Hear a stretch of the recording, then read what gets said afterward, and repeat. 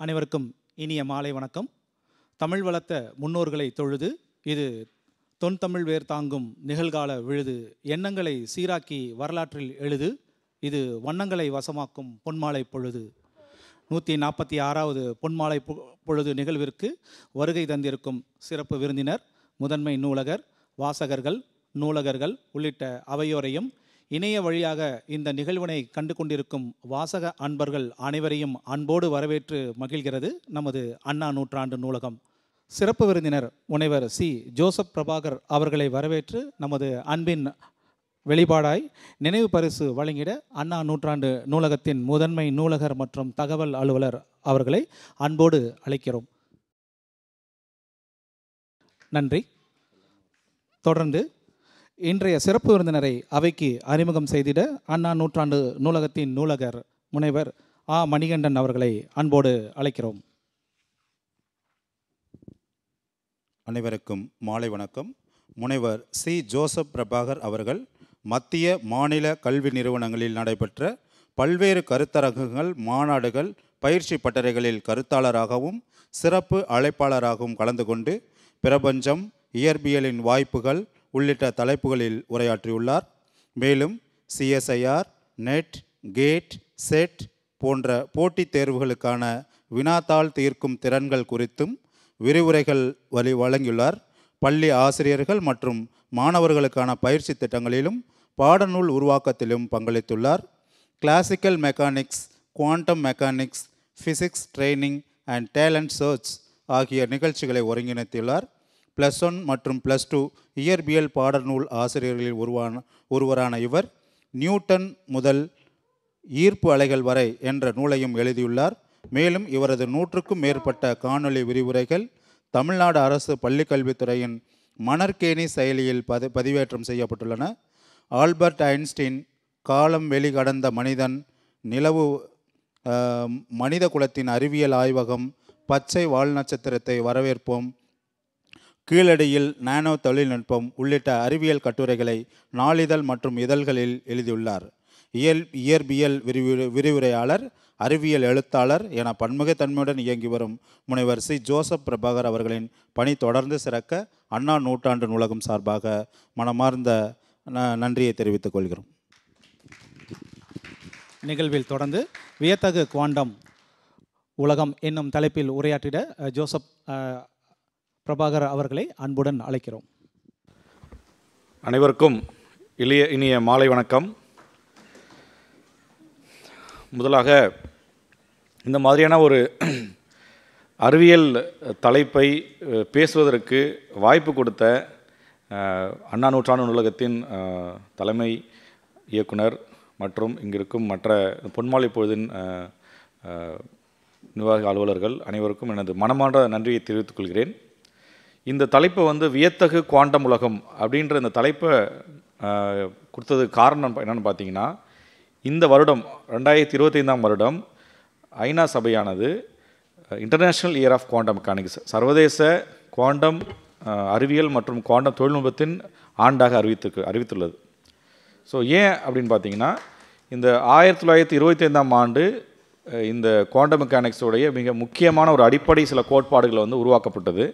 So 1925 to 2025, so 100 வருடம் ஆனதனுடைய அந்த நினைவாக தான் இந்த ஆண்டை சர்வதேச குவாண்டம் மற்றும் குவாண்டம் தொழில்நுட்ப ஆண்டாக ஐநா சபை அங்கீகரித்துள்ளது.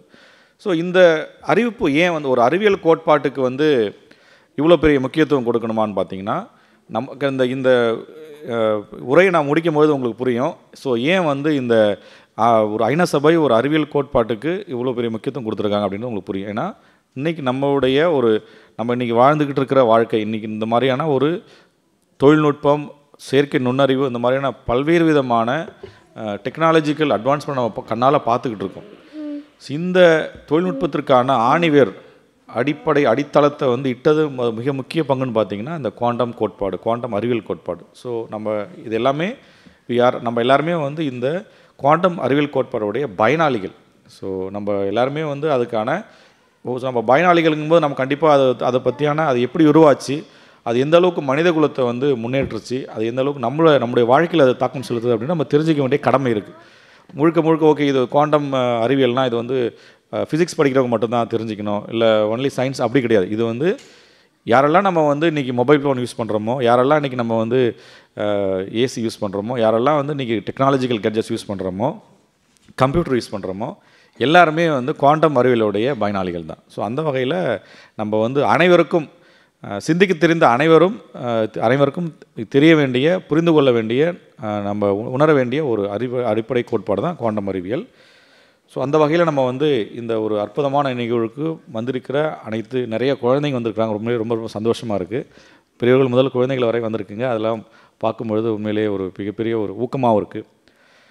அதே மாதிரி இந்த உரை வந்து நான் வந்து ரொம்ப டெக்னிக்கலாக ரொம்ப போகாமல் முழுக்க அனைவரும் புரிந்து கொள்ளக்கூடிய அளவுக்கு தான் வந்து நான் கொண்டு வந்திருக்கேன். எந்த ஒரு அதிக மேத்தமெட்டிக்ஸ் இல்லாமல், கணிதம் இல்லாமல் எல்லாரும் புரிந்து கொள்ளக்கூடிய, ஈவன் ஒரு ஃபிசிக்ஸ் படிக்காமல் இல்லை ஒரு வரலாறு இல்லை ஒரு இலக்கியம் படித்தவங்க கூட இதை புரிஞ்சிக்கணும் அப்படின்ற ஒரு நோக்கத்தில். ஏன்னா இந்த உலகம் முழுக்க ஐநா சபை அறிவித்ததுக்கப்புறம் எல்லா மொழிகள்லேயும் கிட்டத்தட்ட பார்த்திங்கன்னா நாட்டில் இருக்கிற எல்லா மொழிகள்லேயும் இந்த குவாண்டம் அறிவியல் பற்றியான விழிப்புணர்வையும் இந்த குவாண்டம் அறிவியலுடைய பயன்பாடுகளையும் சொல்லிகிட்டு இருக்கிறாங்க நாடு முழுக்க. இந்த நீங்கள் இணையதளத்தில் பார்த்தீங்கன்னா எல்லா நாடுகளையும் நடந்துகிட்ருக்கு. ஸோ தமிழ்நாட்டில் நம்ம அண்ணா லைப்ரரி ஒரு முன்னேற்பாடாக அவங்க ஒரு இதாக எடுத்து இதை பண்ணியிருக்கிறதுக்கான ஒரு ஏற்பாடாக பண்ணியிருக்கிறாங்க. ஸோ குவாண்டம் அறிவியல் அப்படின்னா ரொம்ப எளிமையாக சொல்ல போனால், குவாண்டம் அறிவியலுங்கிறது நம்ம எல்லாருக்குமே தெரியும், இந்த மொத்த உலகத்தோடைய பொருட்களுடைய அடிப்படை அலகுங்கிறது அணுக்கள், மூலக்கூறுகள். அணுக்கள்ங்கிறது எலக்ட்ரான்கள், புரோட்டான்கள், நியூட்ரான்கள், ரைட்? அதுக்கு அணுக்களுக்குள்ளே இப்போ புரோட்டான்கள்னால் அதுக்கு குவார்க்கள்னு சொல்லுவோம் நம்ம. ஸோ குவாண்டம் அறிவியல் அப்படின்றது அணுக்கள், எலக்ட்ரான்கள், புரோட்டான்கள், நியூட்ரான்கள் மற்றும் மூலக்கூறுகளின் அறிவியல் தான். ஸோ எப்படி வந்து ஒரு எலக்ட்ரான், எப்படி வந்து ஒரு புரோட்டான், எப்படி வந்து நியூட்ரான் வந்து பிஹேவ் பண்ணுது, அதனுடைய பண்புகள் என்ன, இதை பற்றி படிக்கக்கூடிய, இதை பற்றி சொல்லக்கூடிய விளக்கக்கூடிய ஒரு அறிவியல் தான் குவாண்டம் அறிவியல். இப்போ நியூட்டன் அறிவியல் என்ன? நியூட்டன் தான் வந்து 1600-1700களில் ஒரு முக்கியமான ஒரு அறிவியலுடைய இயற்பியலோட மிக முக்கியமான ஒரு பார்ப்போம் நம்ம. ஸோ நியூட்டனுடைய அறிவியலுக்கும் இந்த குவாண்டம் அறிவியலுக்கு என்ன வித்தியாசம் அப்படின்னா, நியூட்டனுடைய அறிவியல் அல்லது நியூட்டனுடைய இயற்பியலுங்கிறது இப்போ எப்படி வந்து ஒரு நிலா வந்து பூமியை சுற்றி வருது, எப்படி வந்து பூமி வந்து சூரியனை சுற்றி வருது, இப்போது அடுத்த சூரிய கிரகணம் எப்போ வருது, ஸோ இந்த மாதிரியான கண்ணால் காணக்கூடிய ஒரு கிரிக்கெட் பாலோட மோஷன்லேருந்து ஆரம்பித்து ஒரு நிலாவோடைய இயக்கத்தை வரைக்கும் விளக்கக்கூடிய ஒரு விளக்கக்கூடிய ஒரு அறிவியல் கோட்பாடு தான் நியூட்டனுடைய அல்லது குவாண்டம் மெக்கானிக்ஸ்க்கு முன்னால் வந்த அறிவியல் கோட்பாடுகளுடைய ஒரு தன்மை. அப்போது குவாண்டம் அறிவியலுங்கிறதோட அது நம் கண்ணால் பார்க்க முடியாத இந்த அணுக்கள், எலக்ட்ரான்கள், புரோட்டான்களுடைய அறிவியல் தான். ஸோ இதுதான் பேசிக் நம்மளுடைய ஒரு அடிப்படையான வேறுபாடு. குவாண்டம் அறிவியலுக்கு முன்னால் இருந்தது நம்முடைய கண்ணால் பார்க்கக்கூடிய உலகத்தில் இருக்கிற நிறைய பொருட்களோட இயக்கத்தை விளக்கக்கூடிய கோட்பாடுகள். குவாண்டம் அறிவியல் கோட்பாடுங்கிறது அணுக்களுடைய உலகத்தில், நானோ உலகத்தில் எப்படி இந்த சிறிய பொருட்கள், குவாண்டம் துகள்கள் எப்படி பிஹேவ் பண்ணுதுங்கிறத பற்றியான அறிவியல். இந்த உரையை வந்து நான் வந்து ஒரு 3 பகுதிகளாக பிரிச்சிருக்கிறேன். முதல் பகுதி பார்த்திங்கன்னா கொஞ்சம் வரலாறு. ஸோ எப்படி இந்த குவாண்டம் அறிவியல் உருவாச்சு ரொம்ப சுருக்கமாக பார்த்துருவோம். அது 2ஆம் பகுதி வந்து நம்ம தலைப்பை பார்த்திங்கன்னா வியத்தகு குவாண்டம் உலகம்னு நான் தலைப்பு கொடுத்தேன். ஸோ இதனுடைய வியத்தகு ரொம்ப ஒரு ஆச்சரியமான இல்லை வினோதமான பண்புகள் என்ன, இது வரைக்கும் நம்ம நினச்சிட்டு இருந்ததை விட நம்ம உங்களுக்கு புரியும், வித்தியாசமான பண்புகள்லாம் அது வச்சுருக்கு. ஸோ 2ஆம் பகுதிங்கிறது அது குவாண்டம் அறிவியலுடைய குவாண்டம் உலகத்தோடைய வினோதமான பண்புகள். 3ஆம் பகுதிங்கிறது குவாண்டம் தொழில்நுட்பம், எப்படி இந்த குவாண்டம் அறிவியலை பயன்படுத்தி எவ்வளோ தொழில்நுட்பங்கள் வந்து நம்ம வந்து இன்றைக்கி உலகத்தில் வந்திருக்கு, நம்ம எவ்வளோ அதை பயன்படுத்திக்கிட்டு இருக்கோம் அப்படின்றத நம்ம வந்து பார்க்கலாம். ஸோ முதல் பகுதி பார்த்தீங்கன்னா வரலாறு, ரைட்? முதல்ல வந்து இந்த குவாண்டம் அறிவியலுடைய விதை எப்போ போடப்பட்டதுன்னு பார்த்தீங்கன்னா கிட்டத்தட்ட 1900. இப்போது வருஷம் என்னாவது 125 இயர்ஸ் ஆயிடுச்சு. 1900 கிட்டத்தட்ட ஒரு டிசம்பர் மாதத்தில் ஒரு முக்கியமான மேக்ஸ் பிளாங்க் அப்படின்ற ஒரு அறிவியல் அறிஞர், ஒரு இயற்பியல் அறிஞர், ஜெர்மனில் வாழ்ந்த ஒரு இயற்பியல் அறிஞர், அவர் தான் வந்து குவாண்டம் மெக்கானிக்ஸுடைய முதல் விதையை வந்து அவர் தூவுறார். என்ன அப்படின்னா இந்த மேக்ஸ் பிளாங்க் அப்படின்ற என்ன அவர் வந்து சொல்லார் அப்படின்னா, இப்போ நம்ம சுற்றி இந்த ரூமில் எக்கச்சக்கமாக லைட் எரியுது. ஸோ இந்த எல்லா பல்புமே வந்து லைட்டை எமிட் பண்ணுது. அதே மாதிரி சூரியன் வந்து சூரிய ஒளியை எமிட் பண்ணுது.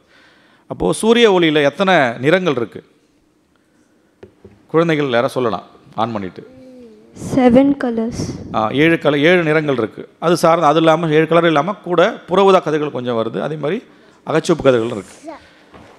இப்போது இந்த எல்லா நிறங்கள் எல்லா கதிர்கள் இருக்குல்ல எல்லாமே சமமான ஆற்றலில் வச்சுருக்குமா? இப்போது எல்லா சன்னிலேருந்து நமக்கு வந்து இந்த 7 கலர்கள் வருது. அதாவது விப்ஜிஆர்னு சொல்லக்கூடிய 7 கலர் வருது. அதோடு சேர்த்து புறவாத கதிர்கள் வருது. அதே மாதிரி அகச்சிவப்பு கதிர்கள் வருதுன்னு வச்சுங்களேன். இந்த எல்லா நிறங்களும் எல்லா கதிர்களும் ஒரே அளவுக்கான ஆற்றல் இருக்காது. அதில் கிட்டத்தட்ட வந்து க்ரீன், அதாவது பச்சையில் தான் கொஞ்சம் அதிகமான ஆற்றல் இருக்கும், மற்றதெல்லாம் கம்மியாக இருக்கும். ஸோ அப்போது ஒரு பொருளும் அது வந்து அதனுடைய வெப்பநிலைக்கு ஏற்ற மாதிரி அது வந்து ஒரு கதிர்வீச்சு வெளியிடும். அந்த வெளியிடப்பட்ட கதிர்வீச்சுகளோட எல்லாமே ஒரே அளவு எனர்ஜி இருக்காது. ஒன்று கம்மியாக இருக்கும், ஒன்று அதிகமாக இருக்கும். இது வந்து ரொம்ப நாளாக மேக்ஸ் பிளாங்க் முன்னால் வரைக்கும். ஸோ எப்படி வந்து ஒரு பொருள் வந்து கதிர்வீச்சு வெளியிடுது, அந்த கதிர்வீச்சோட ஆற்றல் ஒரு கதிர்வீச்சில் இருக்க ஒரு நிறத்தோடைய ஆற்றல் என்ன அப்படின்றத கணித ரீதியாக கால்குலேட் பண்ண விரும்புகிறாங்க. அது வந்து ரொம்ப வருஷமாக 1850லேருந்து ஆரம்பிக்குது. ஸோ இதை வந்து நியூட்டனுடைய அறிவியல், தெர்மோடைனமிக்ஸ், ஆப்டிக்ஸ் இதெல்லாம் வச்சு அவங்க என்ன பண்ணுறாங்கன்னா இதை விளக்க முற்படுறாங்க. ஆனால் அவங்களால இதை வந்து இந்த விளக்க முடியல. அப்போது மேக்ஸ் பிளாங்க் என்ன சொல்கிறாருன்னா, இப்போ வந்து ஒரு ரேடியேஷன், இப்போ வந்து லைட் வருது, லைட் என்ன பண்ணுது, என்னோடய முகத்தில் மோதுது, நான் திரும்ப இந்த முகத்தில் திரும்ப வெளியே எதிரொலிக்கப்படுது, அதே மாதிரி இந்த சுவர் மேலே படுது, எல்லா இடத்துலையும் பட்டுனா ரிஃப்ளெக்ட் ஆகுது. அப்போது ஒரு கதிர்வீச்சும் ஒரு பொருளும் தொடர்ச்சியாக வந்து இன்ட்ராக்ட் பண்ணிக்கிட்டே இருக்குது, தொடர்ச்சியாக ஒன்றுக்குள்ள ஒன்று மோதிக்கிட்டே இருக்குது. ஸோ நம்ம கண்ணுக்குள்ளே வரது நம்ம கண்ணில் ஒரு பொருள் தானே, இப்போ கண்ணுக்குள்ளே வந்து அந்த கதிர்வீச்சு வந்து உள்ளே போகுது, அதுதான் நமக்கு பார்வையாக கொடுக்குது. அப்போது இந்த மொத்த பிரபஞ்சமும் என்னென்னு பார்த்தீங்கன்னா கதிர்வீச்சுக்கும் பருப்பொருளுக்குமான ஒரு இடைவினை தான், ஒரு இன்ட்ராக்ஷன் தான். ஸோ அப்போ இந்த இடைவினை வந்து எப்படி இருக்கும் அப்படின்றத இது அடிப்படையான ஒரு கேள்வி இல்லை. அப்போது இதை வந்து மேக்ஸ் பிளாங்க் என்ன சொல்கிறாருன்னா, இந்த இன்ட்ராக்ஷன், இந்த இடைவினைங்கிறது வந்து ஒரு தொடர்ச்சியான இதை நடக்கலை, ஒரு துண்டாக நடக்குது.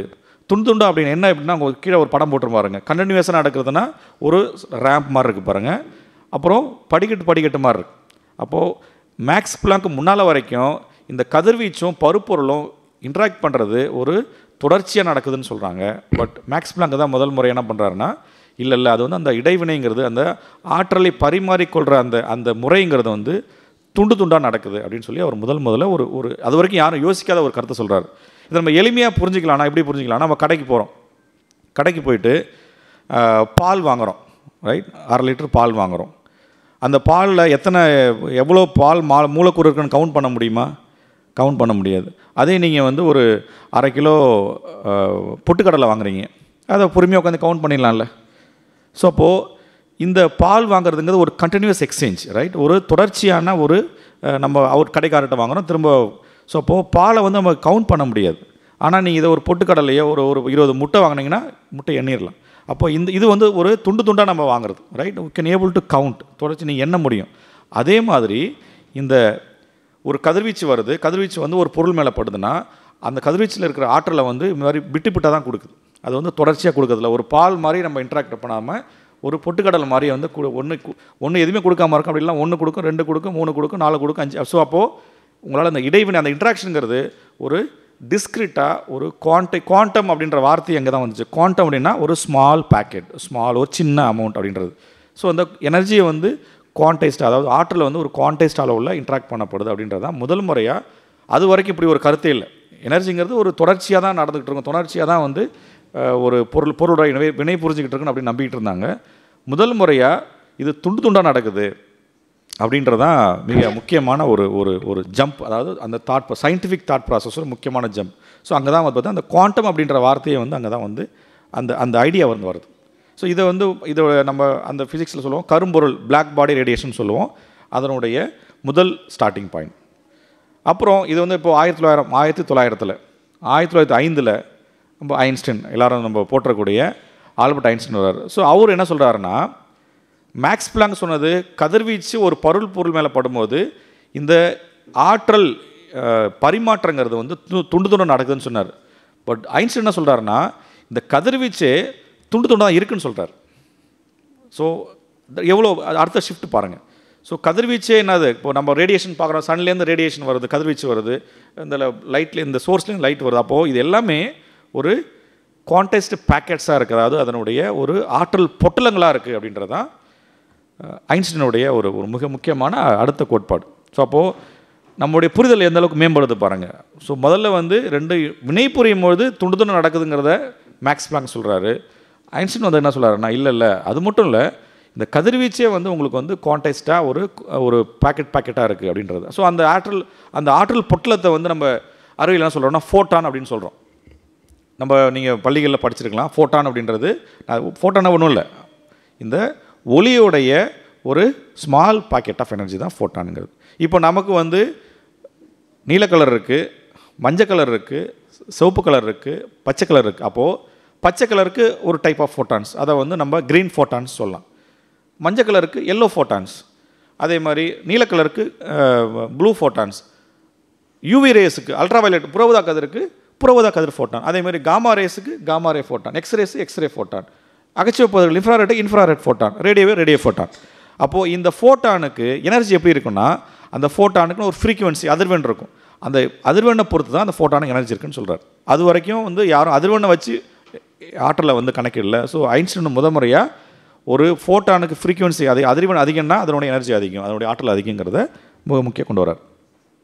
அதே மாதிரி இன்னொரு மிக முக்கியமான ஒரு பங்களிப்புன்னு பார்த்தீங்கன்னா, கதிர்வீச்சை அதுக்கு முன்னால் வரைக்கும் ஒளிங்கிறது ஒரு அலையாக தான் வந்து பரவுது நம்ம நம்பிக்கிட்டு இருந்தோம்.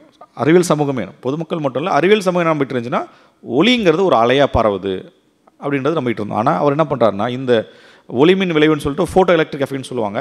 இந்த கோட்பாட்டு மூலமாக ஒளி அலையாக மட்டும் இல்லாமல் அது துகளாகவும் வந்து தன்னை வெளிப்படுத்திக்குது, துகள் பண்பையும் காமிக்குது அப்படின்றது தான் இந்த ஐன்ஸ்டீனுடைய இந்த ஒளிமின் விளைவு அப்படின்ற தத்துவத்தோடைய மிக முக்கியமான அடிப்படை இது. இந்த கீழே படத்தில் பார்த்துருக்கலாம். இப்போ நீங்கள் ஒரு ஃப்ளாஷ் லைட் வச்சுருக்கீங்கன்னா அது வந்து அலை மட்டும் இல்லாமல் குட்டி குட்டி பேக்கெட்ஸாக இருக்குது. அந்த குட்டி குட்டி பேக்கெட்ஸ் நம்ம சொல்கிறோம் ஃபோட்டான்னு சொல்கிறோம்.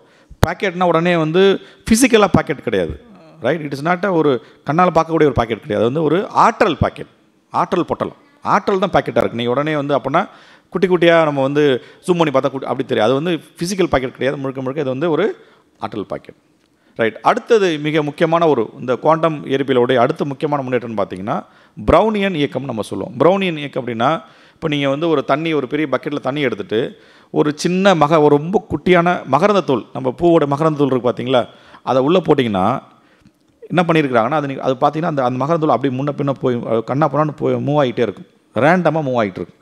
அப்போ இது ஏன் அப்படி மூவ் ஆகுது அப்படின்றது ரொம்ப வருஷமாக அதுக்கு முன்னால் ஐன்ஸ்டீன் முன்னாலே இருந்து அதை வந்து ஆராய்ச்சி பண்ணும்போது ஐன்ஸ்டீன் என்ன சொல்கிறாருன்னா, இது ஏன் வந்து அந்த படத்தில் பார்த்துருக்கீங்கன்னு தெரியும், ஒரு பெரிய பால் இருக்குது பார்த்தீங்களா, அந்த பெரிய பாலுங்கிறது அந்த மகரந்தத்தூள், அது சின்ன குட்டியாக சின்ன ரவுண்ட் இருக்குல்ல, அதெல்லாம் என்னது அவர் என்ன சொல்கிறாருன்னா, இந்த நீருங்கிறது வந்து குட்டி குட்டியான மூலக்கூறுகளால் ஆனது. இந்த மூலக்கூறுகள் வந்து இந்த பெரிய பாலம் தொடர்ச்சி அங்கே எல்லா பக்கமும் மோதுறதுனால தான் இந்த மகரந்தத்தூள் வந்து அப்படி முன்ன பின்ன மூவ் ஆகிட்டு இருக்கு.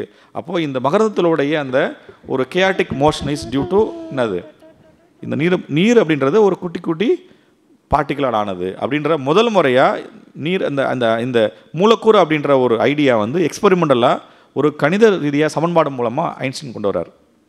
ஸோ இதுவும் வந்து ஐன்ஸ்டீனுடைய மிக முக்கியமான, இன்ஃபேக்ட் இதில் ரொம்ப ஒரு சுவாரஸ்யமான அப்படி இல்லை ஒரு வருத்தமான வரலாற்று தகவல் என்னென்னு பார்த்தீங்கன்னா, இப்படி எல்லா பொருட்களும் ஒரு சிறிய அணுக்களால் ஒரு சின்ன பார்ட்டிகளால் துகள்களால் ஆனது அப்படின்ற கருத்தை வந்து அந்த ஒரு தாடி வச்ச ஒரு மனிதர் இருக்கார், அவர் பேர் வந்து போல்ஸ்மேன் அப்படின்ற ஒருத்தர். அவர் வந்து 1880களில் வந்து இப்படி சொல்கிறார், ஒரு கருத்தியல் ரீதியாக சொல்கிறார், எல்லா பொருட்களும் சின்ன துகள்களால் ஆனதுன்றார். அப்போ வந்து அப்போ இருந்த அறிவியல் உலகம் அதை ஏற்றுக்கல. அது என்ன ரொம்ப முட்டாள்தனமாக இருக்குது, எப்படி நீங்கள் கண்ணால் பார்த்தீங்களா, சின்னதாக சொன்னால் அந்த எங்கே அப்படி காட்டுங்கன்னா அவரால் சொல்ல முடியல. ஸோ இது வந்து அவருடைய இந்த அணுக்கோட்பாடை வந்து தொடர்ச்சியாக வந்து எதுக்குறாங்க. அது அவருக்கு ஒரு மிகப்பெரிய மன அழுத்தத்தை கொடுக்குது. கிட்டத்தட்ட 1905 வந்து ப்ரௌனியன் இயக்கத்தை பற்றி ஐன்ஸ்டீன் சொல்கிறாரு.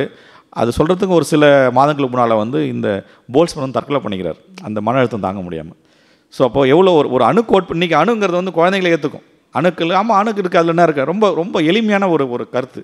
ஆனால் அணு அப்படின்றத ஒரு ஏற்றுக்காமல் அறிவியல் சமூகம், பொது சமூகங்கள் அறிவியல் சமூகமே ஏற்றுக்காமல் அது வந்து தொடர்ச்சி எதுக்கும் போது அவரால் அதை ஹேண்டில் பண்ண முடியாமல் ஒரு மன அழுத்தம், ஏற்கனவே அவருக்கு கொஞ்சம் மன அழுத்தம் இருந்துச்சு. ஸோ அவருடைய கோட்பாடை எல்லோரும் எதுக்கும்போது அந்த மன அழுத்தம் தாங்க முடியாமல் தற்கொலை பண்ணிக்கிறார். அது தற்கொலை பண்ணி ஒரு சில மாதங்களுக்கு அப்புறம் தான் ஐன்ஸ்டீன் வந்து இல்லை ஆட்டம்ங்கிறது ரியல், மூலக்கூறுங்கிறது ஒரு உண்மை நடைமுறை யதார்த்தம், அது வந்து அப்ஜெக்டிவ் ரியாலிட்டின்றதை அவர் வந்து கணித ரீதியாக கொண்டு வராரு.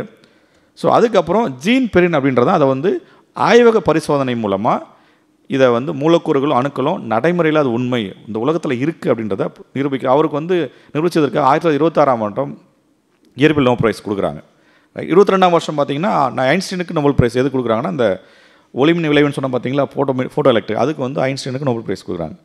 ஸோ அப்போது அணு அப்படின்றது வந்து உண்மை, அது வந்து நடைமுறை யதார்த்தங்கிறது 1990களில் முடியப்படுது. அதுக்கப்புறம் ஓகே இப்போ அணு இருக்குது அப்படின்னா அணுக்களில் என்னென்னலாம் இருக்கும் அப்படின்னு பார்த்தீங்கன்னா முக்கியமாக அது அடுத்த முக்கியமான முன்னேற்றம்னு பார்த்தீங்கன்னா அணுவோடைய அந்த அணு கோட்பாடுன்னு சொல்கிற இல்லை அணு மாதிரி எப்படி வந்து அணு அப்படின்னா எப்படி இருக்கும் அது நீல்ஸ் போர் அப்படின்ற ஒரு மிக முக்கியமான ஒரு அறிவியல் அறிஞர் வந்து அது வந்து நீல்ஸ் போர் மாதிரின்னு நம்ம சொல்லுவோம். அதுக்கு முன்னால் அஃப்கோர்ஸ் ரூதர்ஃபோர்ட் மற்றும் கொடுத்தா கூட மிக அணுவை பற்றியான ஒரு மாடல், ஓகே அணு இப்படி தான் இருக்கும் அப்படின்ற ஒரு மாடலை வந்து ஃபஸ்ட் கொடுத்தது பார்த்தீங்கன்னா நீல்ஸ் போர் அப்படின்ற ஒரு டேனிஷ் அறிஞர் அவர்.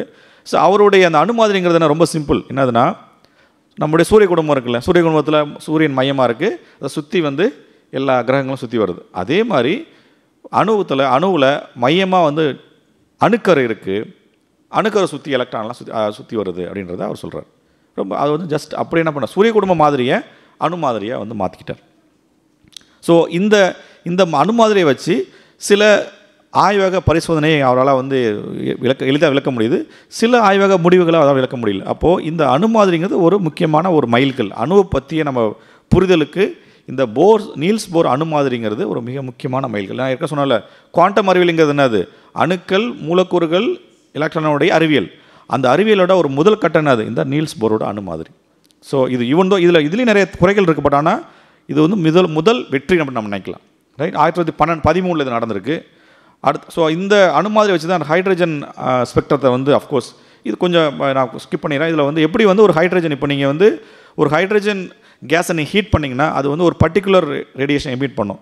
இந்த ரேடியேஷன் ஏன் வருது, எப்படி வருதுங்கிறத இந்த நீல்ஸ் போரோடைய அணு மாதிரியை வச்சு நம்ம வந்து எக்ஸ்பிளைன் பண்ணலாங்கிறது இந்த முக்கியமான ஒரு வெற்றி.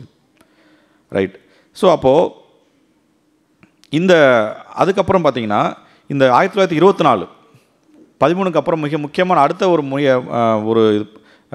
முன்னேற்றம் பார்த்தீங்கன்னா 24 டீப்ராய் அப்படின்ற ஒரு பிரெஞ்சு நாட்டு அறிஞர் என்ன சொல்கிறார், அலைத்துகள் கோட்பாட்டை கொண்டு வர்றார். அலைத்துகள் அப்படின்னா நமக்கு ஏற்கனவே தெரியும், ஒளிங்கிறத வந்து ஐன்ஸ்டைன் அது துகளாகவும் இருக்கும் அலையாகவும் இருக்கும் நம்ம ஆல்ரெடி ப்ரூவ் பண்ணிட்டார் 1905. இப்போது டீப்ராய் என்ன சொல்கிறாரு, அது என்ன ஒளிக்கு மட்டும் அது 2 பாசிபிலிட்டி, எல்லா பொருளும் இந்த பிரபஞ்சத்தில் இருக்கிற சேரு, பெஞ்சு, லேப்டாப்பு, ஸ்டாரு எல்லாத்துக்குமே அதை வந்து ஜெனரலைஸ் பண்ணிட்டார். இதுக்கு ஒளிக்கு மட்டும் அலை பண்பு துகள் பண்பு இருக்கணும், எல்லா பொருளுக்கும் எலக்ட்ரான், புரோட்டான், நியூட்ரான், நம்ம ஹியூமன் பாடி, காரு, எல்லாத்துக்குமே வந்து இந்த பிரபஞ்சத்தில் இருக்க எல்லா பொருளுக்குமே 2 பண்புகள் இருக்குது. ஒன்று வந்து துகள் பண்பு இருக்குது, இன்னொன்று வந்து அலை பண்பு இருக்குது. துகள் பண்புனா அது ஒன்றும் இல்லை, துகள் பண்புனா எனக்கு ஒரு மாஸ் இருக்குது, எனக்கு நான் நிற்கிற ஒரு இடம், இப்போ ஒரு பர்டிகுலர் இடத்துல நின்றுட்டு இருக்கேன், இதை வந்து ஒரு துகள் பண்பு. ரைட். எலக்ட்ரான்னா அது ஒரு பால் மாதிரி நினச்சிக்கலாம், அது ஒரு துகள் அல்லது ஒரு பொருள் அது. ஆனால் அது வந்து என்றைக்காவது வந்து அது அலை மாதிரி போயிருக்கா பார்த்துருக்கீங்களா?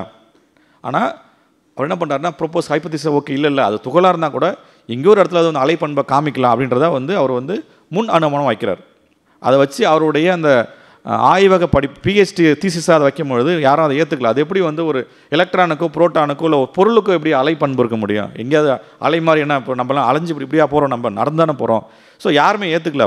அப்போது ஐன்ஸ்டீன் தான் வந்து அந்த தீசிஸ், அவருடைய பிஹெச்டி தீசிஸ் போகுது, அதை பார்த்துட்டு அவருக்கு உண்மையிலே புரியுது, ஓகே இது முக்கியமான ஒரு சிந்தனைன்னு சொல்லிட்டு அவர் ரெக்கமெண்ட் பண்ணுறார். ஓகே நீங்கள் வந்து இது வந்து நல்ல ஒரு அருமையான சிந்தனை, நீங்கள் அவார்ட் பண்ணலான்னு சொல்லி அதுக்கப்புறம் தான் அதை வந்து தே கன்சிடர். ஸோ அதுக்கப்புறம் அவருக்கு பிஹெச்டி கொடுக்கப்படுது. ஸோ இது வந்து 1924 டீப்ராயோடைய அலைத்துகள் கோட்பாடு, அது ஒரு மிக முக்கியமான முன்னேற்றம். அதுக்கப்புறம் இப்போ தான் வந்து கடைசி நம்ம வர அந்த 1925 ஹைசன்பர்க் அப்படின்ற மிக முக்கியமான ஒரு அறிஞருடைய அந்த கடைசி கல்மினேஷன் பாயிண்ட், அதாவது ஹெல்கோ லேண்ட் அப்படின்னு சொல்லி ஒரு தீவு ஜெர்மனில் பக்கத்தில். அவருக்கு என்னென்னா பயங்கரமாக அவரும் இந்த குவாண்டம் மெக்கானிக்ஸில் ஆரம்பத்தில் ரிசர்ச் பண்ணிகிட்ருக்காரு. அவருக்கு வந்து ஒரு தொடர்ச்சியாக பயங்கர ஃபீவரு, ரொம்ப டயர்டாயிட்டார். அப்போது அவருடைய கைடு, அவருடைய ஆய்வக நெறியாளர்கிட்ட போயிட்டு எனக்கு முடியல, நான் கொஞ்சம் ஒரு 10-15 நாள் வந்து மெடிக்கல் லீவ் போட்டு பக்கத்தில் ஒரு தீவு இருக்குது, நான் கொஞ்சம் ஃப்ரீயாக போயிட்டு வரேன் அப்படின்னு சொல்லிட்டு அவர் பர்மிஷன் கேட்டுட்டு அந்த ஹெல்கோ லேண்ட் அப்படின்ற இதுக்கு போகிறார். அங்கே போயிட்டு டயர்டாக இருக்கப்பட்டாலும் அவருக்கு வந்து இந்த குவாண்டம் மெக்கானிக்ஸ் ப்ராப்ளம் எடுத்துகிட்டு போயிட்டு அங்கே உட்காந்து அந்த ஒரு 2-3 நாளில் வந்து மிக முக்கியமான அந்த குவாண்டம் கோட்பாட்டுடைய மிக முக்கியமான கணித அடிப்படைகளை வந்து அவர் வந்து அதை கண்டுபிடிக்கிறார். ஸோ அதனால தான் பார்த்தீங்கன்னா 1925 ஏன் நம்ம இப்போது 100 வருஷம் சொல்லணும்னா 1925 தான் அஃபிஷியலாக, அதாவது அதிகாரப்பூர்வமாக குவாண்டம் அறிவியலோடைய மிக முக்கியமான கோட்பாடுகள் உருவாக்கப்பட்ட ஒரு ஆண்டு. ஸோ அதை உருவாக்கின அந்த இடம் தான் பார்த்தீங்கன்னா அந்த ஹெல்கோ லேண்ட். இப்போ இந்த வருஷம் 100 வருஷத்தோட இந்த கொண்டாட்டத்தை வந்து உலகம் முழுக்க இருக்கிற நிறைய குவாண்டம் அறிவியல் ஒர்க் பண்ணக்கூடிய அறிஞர்கள் எல்லாருமே அந்த ஹெல்கோ லேண்ட் போகிறாங்க.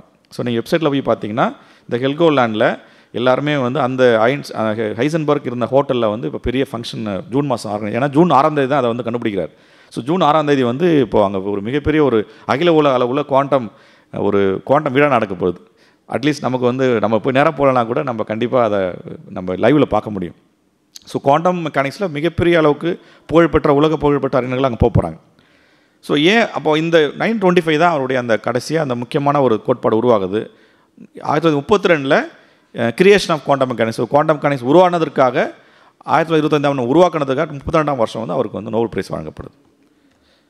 ஸோ அதுக்கப்புறம் அது மிக முக்கியமான அடுத்த ஒரு வளர்ச்சின்னு பார்த்தீங்கன்னா 1926 எர்வின் ஷாடிங்கர் அப்படின்ற ஒரு முக்கியமான அடுத்த அறிஞர். அவர் வந்து எப்படி வந்து ஹைசன்பர்க் ஒரு அப்ரோச்சில் வந்து குவாண்டம் மெக்கானிக்ஸை கொடுத்தாரோ அதே மாதிரி இன்னொரு வகையில் எர்வின் ஷாடிங்கர் வந்து இந்த குவாண்டம் இயற்பியலோட இப்போ இந்த ஈக்குவேஷன் போட்டிருக்கேன். இந்த ஈக்குவேஷன் வந்து குவாண்டம் இயற்பியலோடைய ஒரு மிக அடிப்படையான ஒரு சமன்பாடு, இந்த ஷாடிங்கர் ஈக்குவேஷன் சொல்லுவோம். ஸோ இதை கொடுத்தது பார்த்தீங்கன்னா எர்வின் ஷாடிங்கர். ஸோ அவர் வந்து 1926ஆம் வருஷம் அதை கொடுக்குறாரு.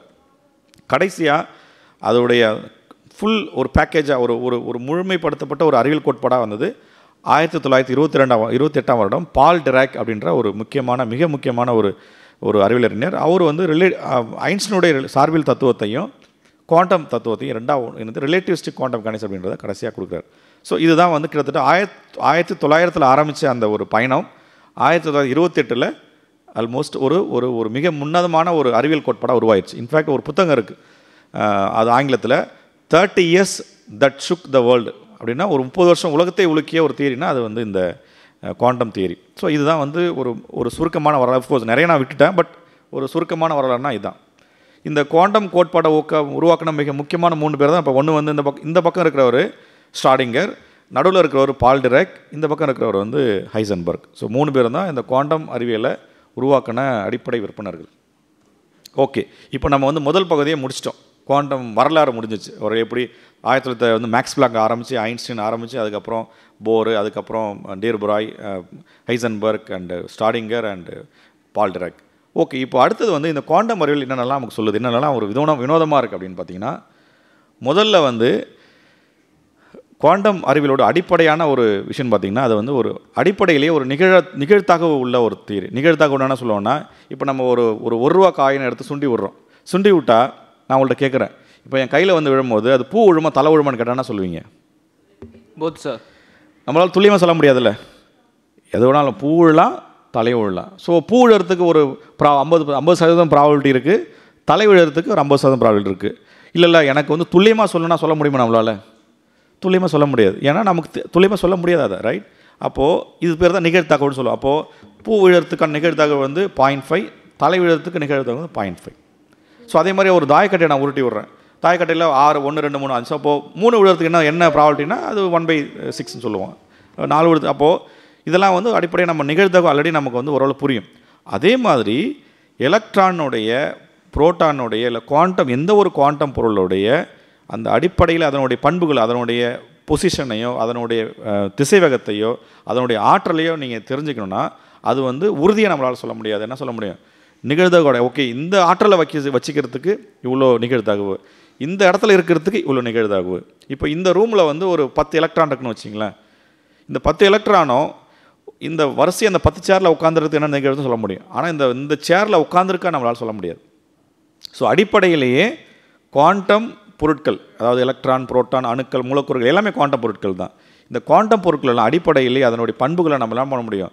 ப்ராபபிலிட்டிஸ்டிக்காக தான் சொல்ல முடியும். நம்ம வந்து நிச்சயமாக எப்படி வந்து ஏன் அதை அழைத்து சொல்கிறேன்னா, இதுக்கு முன்னால் நியூட்டனோட இயற்பியல் அது எந்த அளவுக்கு இதில் டிஃப்ரென்ஸ் பார்த்தீங்கன்னா, நீங்கள் இன்னொரு 4 வருஷம் கழித்து எந்த நாட்டில் எந்த இடத்துலேருந்து அது வந்து சூரிய கிரகணம் வரும், நிலா எந்த இடத்துல இருக்குன்னு அதெல்லாம் ப்ரெடிக்ட் பண்ண முடியும். இப்போ அங்கே ப்ராபபிலிட்டிக்கு வழியே இல்லை. நியூட்டனோட இயற்பியலில் எல்லாமே துல்லியத்தன்மை, எல்லாமே ப்ரெடிக்டபிள், எல்லாம் டிட்டர்மினிஸ்டிக். அதாவது நீங்கள் இனிஷியலாக இப்போது அந்த நிலா எங்கே இருக்குன்னு சொன்னீங்கன்னா, இன்னொரு 50 வருஷம் கழிச்சு நிலா எந்த இடத்துல இருக்குது, எந்த இடத்த சுற்றி எவ்வளோ சுற்றி வந்து எங்கே இருக்குன்னு நம்ம சொல்ல முடியும். ஸோ குவாண்டம் இயற்பியலுக்கு முன்னால் இருக்க இயற்பியல் எல்லாமே டிட்டர்மினிஸ்டிக் தியரின்னு சொல்லணும் நம்ம ஆங்கிலத்தில், அல்லது நிச்சயமுள்ள, அதாவது துல்லியமாக நாங்களால் கணிக்க முடியும். ஆனால் குவாண்டம் அறிவியலுங்கிறது என்னது? எலக்ட்ரான் இங்கே இருக்கிறதுக்கு இவ்வளோ பாசிபிலிட்டி, அங்கே இருக்கிறதுக்கு இவ்வளோ பாசிபிலிட்டி. எப்படி வந்து நம்ம காயினை, 1 ரூபா காயினை தூக்கி போடும்போது தலை விழுறதுக்கு எவ்வளோ பாசிபிலிட்டி, பூ விழுறதுக்கு எவ்வளோ பாசிபிலிட்டி சொல்கிற மாதிரி எல்லாமே நம்ம வந்து என்னது பாசிபிலிட்டிஸுக்கு நம்ம வந்து ப்ராபபிலிட்டி கொடுக்குறோம், அவ்வளோதான். இப்போ இங்கே எலக்ட்ரான் இருந்துச்சுன்னா ஓகே, இந்த மூலையில் இருக்கிறது, இப்போ நீங்கள் ஒருவேளை எலக்ட்ரானை நீங்கள் மெஷர் பண்ணிங்கன்னா அந்த மூலையில் இருக்கிறதுக்கு எவ்வளோ நிகழ்தகவு, இந்த இடத்துல இருக்கிறது எவ்வளோ நிகழ்தகவு, அல்லது இங்கே இருக்கிறது எவ்வளோ நிகழ்தகவு, எங்கே இருக்குன்னு சொல்ல முடியாது. ஸோ நீங்கள் மெஷர் பண்ணிங்கன்னா அங்கேயே வரலாம், இங்கே வரலாம், அங்கே வரலாம். ஸோ இது வந்து ஒரு மிகப்பெரிய வந்து ஐன்ஸ்டீனுக்கு வந்து அது எப்படி வந்து என்ன இப்படி சொல்கிறீங்க, ஒரு அறிவியல் கோட்பாடு எப்படியா இருக்க முடியும், அறிவியல் கோட்பாடுனா துல்லியமாக சொல்லணும்ல அப்படின்ட்டு அவர் திரும்ப யோசிக்கிறார். ஏன்னா ஐன்ஸ்டீனுடைய சார்பியல் கோட்பாடுங்கிறது ஒரு டிட்டர்மினிஸ்டிக் கோட்பாடு, அதாவது துல்லியமாக சொல்ல முடியும் ஒளி எவ்வளோ தூரத்தில் பயணிக்குது ஸோ எல்லாமே வந்து அதுக்கு முன்னால் வரைக்கும் ஐன்ஸ்டைன், நியூட்டன், மேக்ஸ்வெல் உட்பட எல்லாருக்குமே அவங்களுடைய உருவாக்கின அறிவியல் கோட்பாடுங்கிறது துல்லியத்தன்மை உள்ள ப்ரிடிக்ட் பண்ணக்கூடிய கோட்பாடு. ஸோ முதல் முறையாக வந்து இங்கேயும் இருக்கலாம், அங்கேயும் இருக்கலாம், இப்படி இருக்கலாம், அப்படி இருக்கலாம்னு சொல்ல ஒரு கோட்பாடு வரும்போது அவங்க யாராலும் ஏற்றுக்க முடியல. அது வரைக்கும் இருந்த அந்த ஒரு அறிவியல்னா எப்படி இருக்குங்கிறத புரிதலையே அதை மாற்றுது. ஸோ அப்போது இந்த மிக முக்கியமான ஒரு முதல் வினோத பண்பு பார்த்திங்கன்னா இது வந்து பூவா தலையான்ற கதை தான். இது மேத்தமெட்டிக்கலாக அப்போ நீங்கள் கேட்கலாம், அப்போ வந்து நீங்கள் இப்போ நான் காயினை வந்து சுற்றி போகிறேன்னு வச்சிங்களேன், உங்களுக்கு பூ தலைவர்னு சொல்கிறேன்ல, இப்போ ஒருவேளை நான் என்ன பண்ணுறேன், சுற்றி வந்து ஒரு 50 கேமரா வச்சிடுறேன். நான் சுற்றி விடமாதிரி அது இந்த 50 கேமராவும் ஃபுல்லாக ரெக்கார்ட் பண்ணிவிட்டு இப்போ நான் 50 கேமரா ஃபுல்லாக ரெக்கார்ட் பண்ணால் என்னால் வந்து பூ விடு தலைவர் சொல்ல முடியும், கரெக்டாக சொல்ல முடியும், ரைட்? சாதாரணமாக கரெக்டாக சொல்ல முடியும். ஏன்னா சாதாரணமாக எங்கிட்ட எந்த டிவைஸும் இல்லை, நான் ஓகே இப்படி வரத்துக்கு 50% பாசிபிலிட்டி, அப்படி 50. ஆனால் இதே ஒரு 100 கேமரா ரெக்கார்டு வச்சுட்டு அப்போ நான் தூக்கி சொல்லி விட்டேன்னா அது சுத்தம் போது எங்கே சுற்றுது, எப்படி வருது, கீழே வர்றதுக்கு முன்னாலே நான் கரெக்டான எல்லா செகண்ட்லேயும் நான் அதனுடைய மொத்த கதை எங்கிட்ட இருக்குது. அப்போ நான் என்ன முடியும், ஸோ என்னுடைய டெக்னாலஜிக்கல் கேட்ஜெட்ஸ் நிறையா யூஸ் பண்ண நான் நிகழ்வதை நான் விட்டுற முடியும். எங்கே நார்மலாக இந்த காயினை டாஸ் பண்ணும்போது அப்போது. ஆனால் குவாண்டம் இயற்பியலை பொறுத்த வரைக்கும் நீங்கள் எவ்வளோ தான் நீங்கள் உங்களுடைய தொழில்நுட்ப சாதனங்களை நீங்கள் உயர்த்தி நிறையா நீங்கள் உருவாக்கினாலும் மேம்பட்டதாக மாற்றினாலும் அந்த ப்ராபபிலிட்டி நீங்கள் வந்து நலிவி பண்ணவே முடியாது. ஏன்னா இந்த காயினை நான் டாஸ் பண்ணும்போது இருக்கிற ப்ராபபிலிட்டிங்கிறது என்னுடைய இயலாமையோடைய வெளிப்பாடு. என்கிட்ட 10 கேமராவில் 100 கேமராவில், அதனால் நான் சிம்பிளாக சொல்கிறதுக்கு என்ன பண்ணுறேன், நான் 50% பூவெல்லாம் தலைவன்னு சொல்கிறேன். ஆனால் இந்த குவாண்டம் அறிவியலோடைய அடிப்படை கோட்பாடுங்கிறது அது வந்து இயற்கையோட அடிப்படையாக இருக்குது. அது வந்து என்கிட்ட டெக்னாலஜிக்கல் கேட்ஜெட்ஸில் அதனால் சொல்ல முடியல, அப்படி கிடையாது. எலக்ட்ரான், புரோட்டான், அணுக்கள் வந்து அடிப்படையில் அப்படி தான் பிஹேவ் பண்ணுது. என்னால் வந்து துல்லியமாக அதை ப்ரெடிக்ட் பண்ண முடியல. ஸோ அப்போது இந்த துல்லியத்தன்மை இல்லாமல் ப்ரெடிக்ட் பண்ண முடியுது அவங்களுடைய அந்த அறிவியல் கோட்பாடு அடிப்படையாக கொண்டு வந்துடுறாங்க. அப்போது பண்டைய நிகழ்தகவு தன்மை, அதாவது கிளாசிக்கல் ப்ராபபிலிட்டிக்கும் குவாண்டம் ப்ராபபிலிட்டிக்கும் மிக முக்கியமான வித்தியாசம் என்னது, கிளாசிக்கல் ப்ராபபிலிட்டி அதாவது அதுக்கு முன்னால் இருக்கிற ப்ராபபிலிட்டி நம்ம நினைக்கிறது என்னது, நம்மளுடைய எல்லாமே நம்மள்கிட்ட வந்து டெக்னாலஜிக்கல் கேட்ஜெட்ஸ் இல்லைன்னா நம்மளால் அதை வந்து ப்ரெடிக்ட் பண்ணுறோம்.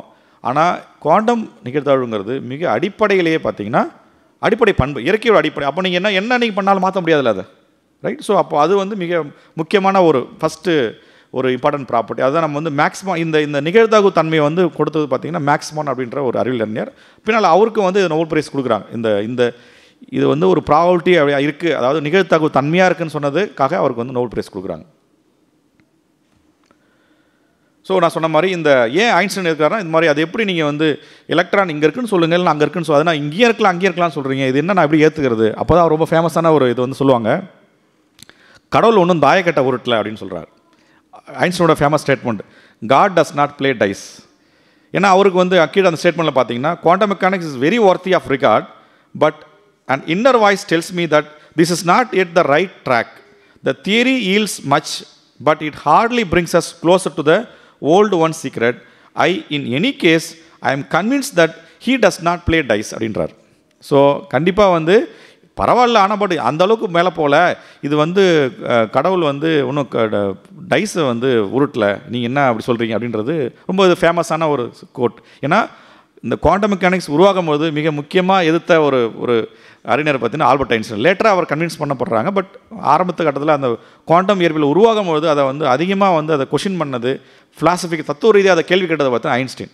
ஸோ அதனால தான் நம்ம இது வந்து தொடர்ச்சியாக பேசிகிட்டு இருக்கோம். ஓகே, அடுத்தது பார்த்திங்கன்னா மிக முக்கியமான முதல் வினோத பண்புனா அந்த நிகழ்தகவு தன்மை. ரெண்டாவது வினோதமான பண்புங்கிறது என்னென்னு பார்த்தீங்கன்னா அதனுடைய சூப்பர் பொசிஷன் சொல்கிறது. சூப்பர் பொசிஷன்னா ஒரே நேரத்தில் எல்லா பாசிபிலிட்டியும் எடுத்துக்கிறது.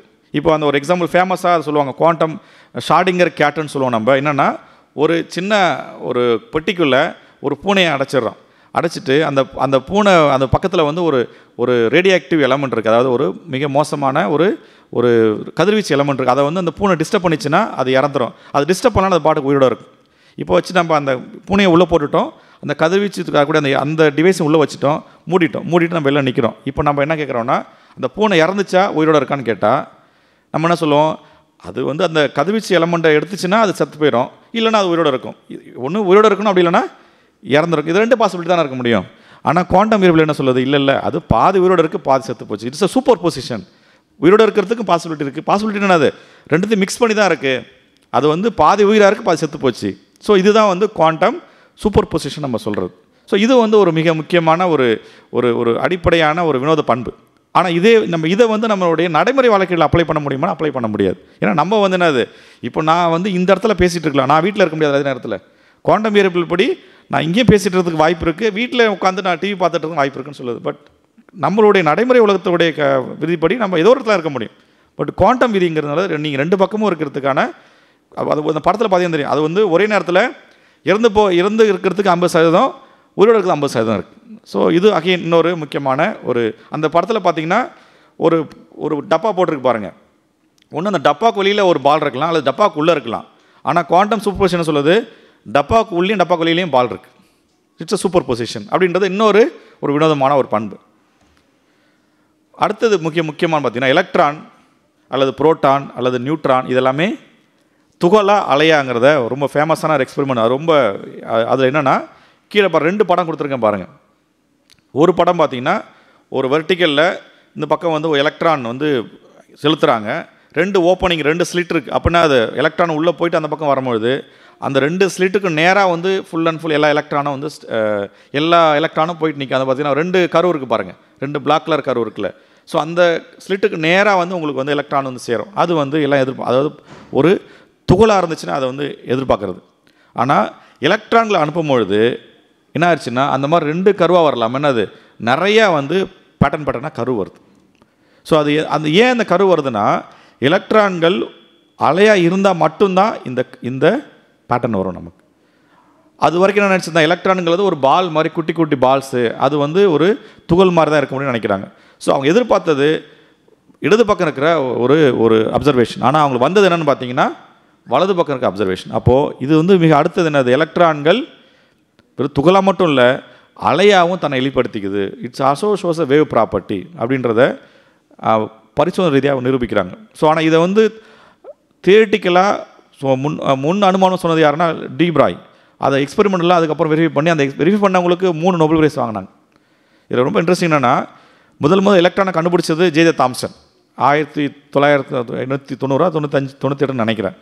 அவர் வந்து அதை வந்து துகளாக தான் நினச்சிட்டு இருந்தார். அவருடைய பையன் ஜிபி தாம்சன் அவர் தான் வந்து இந்த எலக்ட்ரான் அலைனை வந்து அவர் நிரூபித்தார். ஸோ அப்பா வந்து அதை துகளாக கண்டுபிடிக்கிறாரு, பையன் வந்து அதை வந்து அலையாக வந்து நிரூபித்து நோபல் பிரைஸ் 2 பேருக்கும் Nobel prize. So it's very ரொம்ப இன்ட்ரெஸ்டிங்கான ஒரு தகவல். ஸோ ஒளி அலையாகவும் இருக்குது, ஒளி துகளாகவும் இருக்கிறது. அப்போ அதே மாதிரி பருண்மை பொருட்கள், அப்போது நம்ம சொல்கிற எல்லா பொருட்களும் துகள் பன்மை வெளிப்படுத்துது, அலைப்பன்மை வெளிப்படுத்துது. ஸோ இப்போ இன்னொரு கேள்வி கேட்கலாம், அப்போது அது வந்து இந்த அலைப்பண்புங்கிறது ஒன்லி எலக்ட்ரான் புரோட்டான் மட்டுமான்னு பார்த்தீங்கன்னா இல்லை, நமக்கும் அந்த அலைப்பண்பு இருக்குது. நீங்கள் காருக்கு அலைப்பண்பு இருக்குது. அப்போ கேட்கலாம், அப்போ நான் எங்கே அது அலையாலாம் பார்த்ததே இல்லை சார் அப்படின்னு கேட்கலாம். என்னென்னா, இப்போ ஒரு காரோடைய இல்லை இப்போ என்னுடைய அலைப்பண்பை நான் வந்து அதை டிரெக்ட் பண்ணுறது, அதாவது அதை நான் மெஷர் பண்ணுறதுக்கான துல்லியத்தன்மை உள்ள எந்த ஒரு பரிசோதனை கருவியும் நம்மள்ட்ட இல்லை. ஸோ இப்போ என்னோட அலைப்பண்பை நான் வந்து மெஷர் பண்ணோன்னா அதுக்கு வந்து ரொம்ப ரொம்ப அட்வான்ஸ்டான ஒரு எக்ஸ்பெரிமெண்ட்ஸ் இருந்தால் மட்டும்தான் அந்த என்னோட அலைப்பண்பை நான் மெஷர் பண்ண முடியும். ஆனால் அதே எலக்ட்ரானுக்கு நம்ம என்ன பண்ண முடியும், இன்றைக்கி இருக்கிற டெக்னாலஜி வச்சு நம்ம ஈஸியாக வந்து எலக்ட்ரானோட அலைப்பண்பை நம்ம எளிதாக கண்டுபிடிக்க முடியும். இப்போ ஒன்றும் இல்லை, என்னென்னா இப்போ நீங்கள் இங்கே இருக்குது பார்த்தீங்களா, நீங்கள் 2 ஸ்லிட் வழி எலக்ட்ரான் அனுப்புகிறோம், ஆட்டோமேட்டிக்காக அது வந்து இன்டர்ஃபரன்ஸ் பேட்டர்னாக காமிக்குது, அதை குறுக்கிட்டு விளைவுன்னு சொல்லுவோம். இதே மாதிரி இந்த எலக்ட்ரான் பதிலாக நம்ம மனிதர்களை ஒரு 100 அப்படியே ஒரு 1000 மனிதர்களை இந்த மாதிரி நம்ம 2 ஸ்லிட் வழி அனுப்பணும், அவங்க கண்டிப்பாக போய் என்ன பண்ணுவாங்க, அவங்களும் நம்ம தொடர்ச்சியாக வந்து இந்த இன்டர்ஃபரன்ஸ் பேட்டர்ன் தான் வரும். பட் இதை நிரூபிக்கிறதுக்கு நம்ம என்ன பண்ணோம், இன்னும் அதிகப்படியான ஒரு தொழில்நுட்பம் இன்னும் வரல. ஸோ அதனால தான் நடைமுறை உலகத்தில் இருக்கிற பொருட்களுக்கான அலைப்பண்பு நம்மளால் பார்க்க முடியல. ஆனால் அது இருக்குங்கிறது அறிவியல் உண்மை. ஸோ ரொம்ப ஒரு நகைச்சுவாக வந்து பார்த்தீங்கன்னா ரிச்சர்ட் ஃபேமன் அப்படின்ற ஒரு அறிவியல் அறிஞர் சொல்லுவார், எலக்ட்ரான் வந்து திங்கள்கிழமை, புதன்கிழமை, வெள்ளிக்கிழமை துகளாக இருக்குது, செவ்வாய்க்கிழமை, வியாழக்கிழமை, சனிக்கிழமை அலையாக இருக்குது, அப்போ ஞாயிற்றுக்கிழமைனா அது ஓவியம் எடுக்குதுன்னு சொல்கிறார். அஃப்கோர்ஸ் ஜோக்கா. ஸோ ஏன்னா அந்த அளவுக்கு, ஏன்னா அந்த 30 இயர்ஸ் 1930 40 வரைக்கும் அறிவியல் உலகம் வந்து இப்படி வினோதமாக, ஏன்னா இது எல்லாமே இன்றைக்கி நமக்கு வினோதமாக இருக்குன்னா அப்போ யோசிச்சு பாருங்கள், முதல் முறையை அதை பார்க்குறவங்களுக்கு எவ்வளோ வினோதமாக இருக்கும். ஸோ அப்போது இந்த வினோதமான பண்புகளை அவங்களை ஏற்றுக்க தயங்குறாங்க. அப்போது எல்லோரும் கேட்குறாங்க, அது எப்படி நீங்கள் எலக்ட்ரானை இப்போ துகள்ன்றீங்க அலையன், அப்போ எப்படின்னா அது நீங்கள் மெஷர் பண்ணும் போது நீங்கள் என்ன எக்ஸ்பெரிமெண்ட் யூஸ் பண்ணுறீங்களோ, என்ன ஆய்வு பரிசோதனை பண்ணுறீங்களோ அதுக்கேற்ற மாதிரி அது வந்து என்ன ஆகும், தன்னுடைய அலைப்பண்பையோ துகள் பண்பையோ காமிக்கும். ரைட். இப்போது இன்னொரு இன்ட்ரெஸ்டிங்கான விஷயம் என்னென்னு பார்த்தீங்கன்னா, இப்போது நீங்கள் 2 ஸ்லிட் அந்த அந்த படத்தில் பார்த்தீங்கன்னா 2 ஓப்பனிங் இருக்கும், 2 அந்த கோட்டு 2 அந்த 2 அந்த கதவு வழியாக தான் எலக்ட்ரான் உள்ளே போகும். என்ன நினச்சாங்க, ஓகே கதவு வழியாக ஒரு எலக்ட்ரான் போகுது, அடுத்த கதவு வழியாக இன்னொரு எலக்ட்ரான் போகுது, ரெண்டுமே வந்து இன்டர்ஃபியர் ஆகி தான் உங்களுக்கு அந்த மாதிரி பேட்டர்ன் வருதுன்னு நினச்சாங்க. பட் அதுக்கப்புறம் என்ன பண்ணுறாங்கன்னா, அதாவது அந்த ஒரு பர்டிகுலர் நேரத்தில் ஒரு ஒன்றுனா அனுப்புகிறாங்க, ஒரு எலக்ட்ரானாக அனுப்புகிறாங்க அந்த ஸ்லிட் வழி. அப்போது ஒரு நேரத்தில் வந்து ஒரு எலக்ட்ரான் தான் அங்கே அந்த கன்லேருந்து வெளியில் போகுது. அதையும் நீங்கள் தொடர்ச்சியாக அப்சர்வ் பண்ணி பார்க்கும்போது என்னென்னா, மறுபடியும் ஒரு எலக்ட்ரான் அனுப்பும்போது கூட அந்த ஸ்க்ரீனில் மறுபடியும் பார்த்தீங்கன்னா அந்த படத்தை காமிச்சிருப்பேன், மறுபடியும் அந்த இன்டர்ஃபரன்ஸ் பேட்டர்ன் வருது. அப்போ என்ன நினைக்கிறாங்கன்னா, ஒரே நேரத்தில் ஒரு எலக்ட்ரான் 2 கதவு வழியாக போனால் மட்டும் அப்படி வர முடியும். யோசிச்சு பாருங்கள், நம்ம வந்து ஒரே நேரத்தில் 2 கதவு வழியாக போக முடியுமா? ஒன்று நான் இப்படி போகலாம், அப்படி போகலாம். ஆனால் எலக்ட்ரான் ஒரே நேரத்தில் 2 கதவு வழியாக போகுது. அப்படி போனால் மட்டும் தான் நீங்கள் இந்த பேட்டர்ன் வரும். ஸோ அப்போது எப்படி அது, ஸோ அகைன் இது வந்து அவங்களால புரிஞ்சிக்க முடியல. ஒரே நேரத்தில் 2 வழியாக போனால் மட்டும்தான் இது வரும். அப்போது என்னென்ன பண்ணுறாங்கன்னா, எலக்ட்ரானை நீங்கள் துகள் அப்படின்னு ஒன்று நினச்சிங்கன்னா இதை அவங்களால புரிஞ்சிக்கவே முடியாது. ஏன்னா துகள் அப்படின்னு என்ன அர்த்தம், துகள்னால் அதுக்கு ஒரு பர்டிகுலர் பொசிஷன் இருக்குது, இங்கே இருந்துச்சுன்னா அங்கே இருக்காது. நான் இங்கே இருந்து நாங்கள் எங்கள் வீட்டில் இருக்க மாட்டோம், அதில் வீட்டில் இருந்து நான் இங்கே இருக்க மாட்டேன். ஏன்னா ஏன் வருதுன்னா, நான் வந்து எனக்கு வந்து I'm kind of object. But இதே அலை நினச்சிட்டிங்கன்னா அலைங்கிறது எங்கனாலும் இருக்கலாம். ஸோ அப்போது எலக்ட்ரான் வந்து அலையாக நீங்கள் நினச்சா மட்டும்தான் அது வந்து ஒரே நேரத்தில் 2 கதவு வழியாக போக முடியும். ஸோ அப்போது இது வந்து அனதர் ஒரே நேரத்தில் 2 போகிறதுங்க ரொம்ப ரொம்ப அனதர் இன்ட்ரெஸ்டிங்கான அப்சர்வேஷன். இன்னொரு முக்கியமானதுன்னு பார்த்தீங்கன்னா, இப்போ பாருங்கள் அந்த 2 படம் போட்டிருக்கேன் பாருங்கள், இந்த பேட்டர்ன் அப்சர்வேஷன், இந்த இன்டர்ஃபரன்ஸ் பேட்டர்ன் வருது பார்த்தீங்களா, இதை நீங்கள் வந்து ஒரு டிடெக்டரை வச்சு நீங்கள் உற்று நோக்குனீங்கன்னா அந்த பேட்டர்ன்லாம் அழிஞ்சிருது. நீங்கள் அமைதியாக பார்க்காம இருந்தீங்கன்னா அந்த பேட்டர்ன் வருது. இது இன்னொரு அடுத்த ஒரு இன்ட்ரெஸ்டிங்கான ஒரு பிஹேவியர். அதாவது எலக்ட்ரானை நீங்கள் அனுப்பிச்சிட்டே இருக்கீங்க, அதை நீங்கள் அந்த ஸ்லிட் வழியாக போகிறத நீங்கள் வந்து அப்சர்வ் பண்ணிங்கன்னா அந்த பேட்டர்ன் போய் 2வது படம், இந்த ரைட் சைடில் இருக்கிற படம் பாருங்கள், 2 பக்கம் 2 அந்த ஸ்லிட் வழியாக போகிறத பார்க்குறாங்க. அப்போ பார்த்தீங்கன்னா 2 பேட்டர்ன் மட்டும் தான் வருது. அதை நீங்கள் பார்க்காம இருந்தீங்கன்னா உங்களுக்கு அந்த மல்டிபிள் பேட்டர்ன்ஸ் வருது. ஸோ அப்போ என்ன அர்த்தம், ஒரு எலக்ட்ரானுடைய பண்பை நீங்கள் பார்க்காம இருந்தீங்கன்னா அதுக்கு ஒரு மாதிரி பிஹேவ் பண்ணுது, அது ஒரு மாதிரி தன்னுடைய பண்பை வெளிப்படுத்துது. நீங்கள் பார்த்தீங்கன்னா வேறு மாதிரி இருக்குது. ஸோ அப்போது முக்கியமான எதுன்னு பார்த்தீங்கன்னா, இன்னொரு முக்கியமான வினோதமான பண்புங்கிறது, குவாண்டம் பொருட்களுடைய பண்புகளை உற்று நோக்கினால் அதன் பண்பு மாறுகிறது. இதை வந்து ஆங்கிலத்தில் act of observation change the behaviour of quantum system அப்படிம்பாங்க. ரொம்ப இது ஏன் ரொம்ப நான் சொல்கிறேன்னா, இப்போ நீ இந்த உலகத்தில் இருக்க எல்லாருமே நம்ம நிலாவை வந்து பூமியில் இருக்க எல்லாரும் பார்த்துக்கிட்டு இருக்கோம். நம்ம பார்க்குறதுனா நிலாவோட பாதை மாறுதா? மாறாது. நம்ம வந்து ஒரு கிரிக்கெட் நம்ம எல்லோரும் ஸ்டேடியத்தில் உட்காந்து கிரிக்கெட் பார்க்குறோம், அப்போ வந்து ஒரு 6 அடிக்கிறார், பால் மேலே போகுது, எல்லோரும் அந்த பாலை பார்க்குறோம்.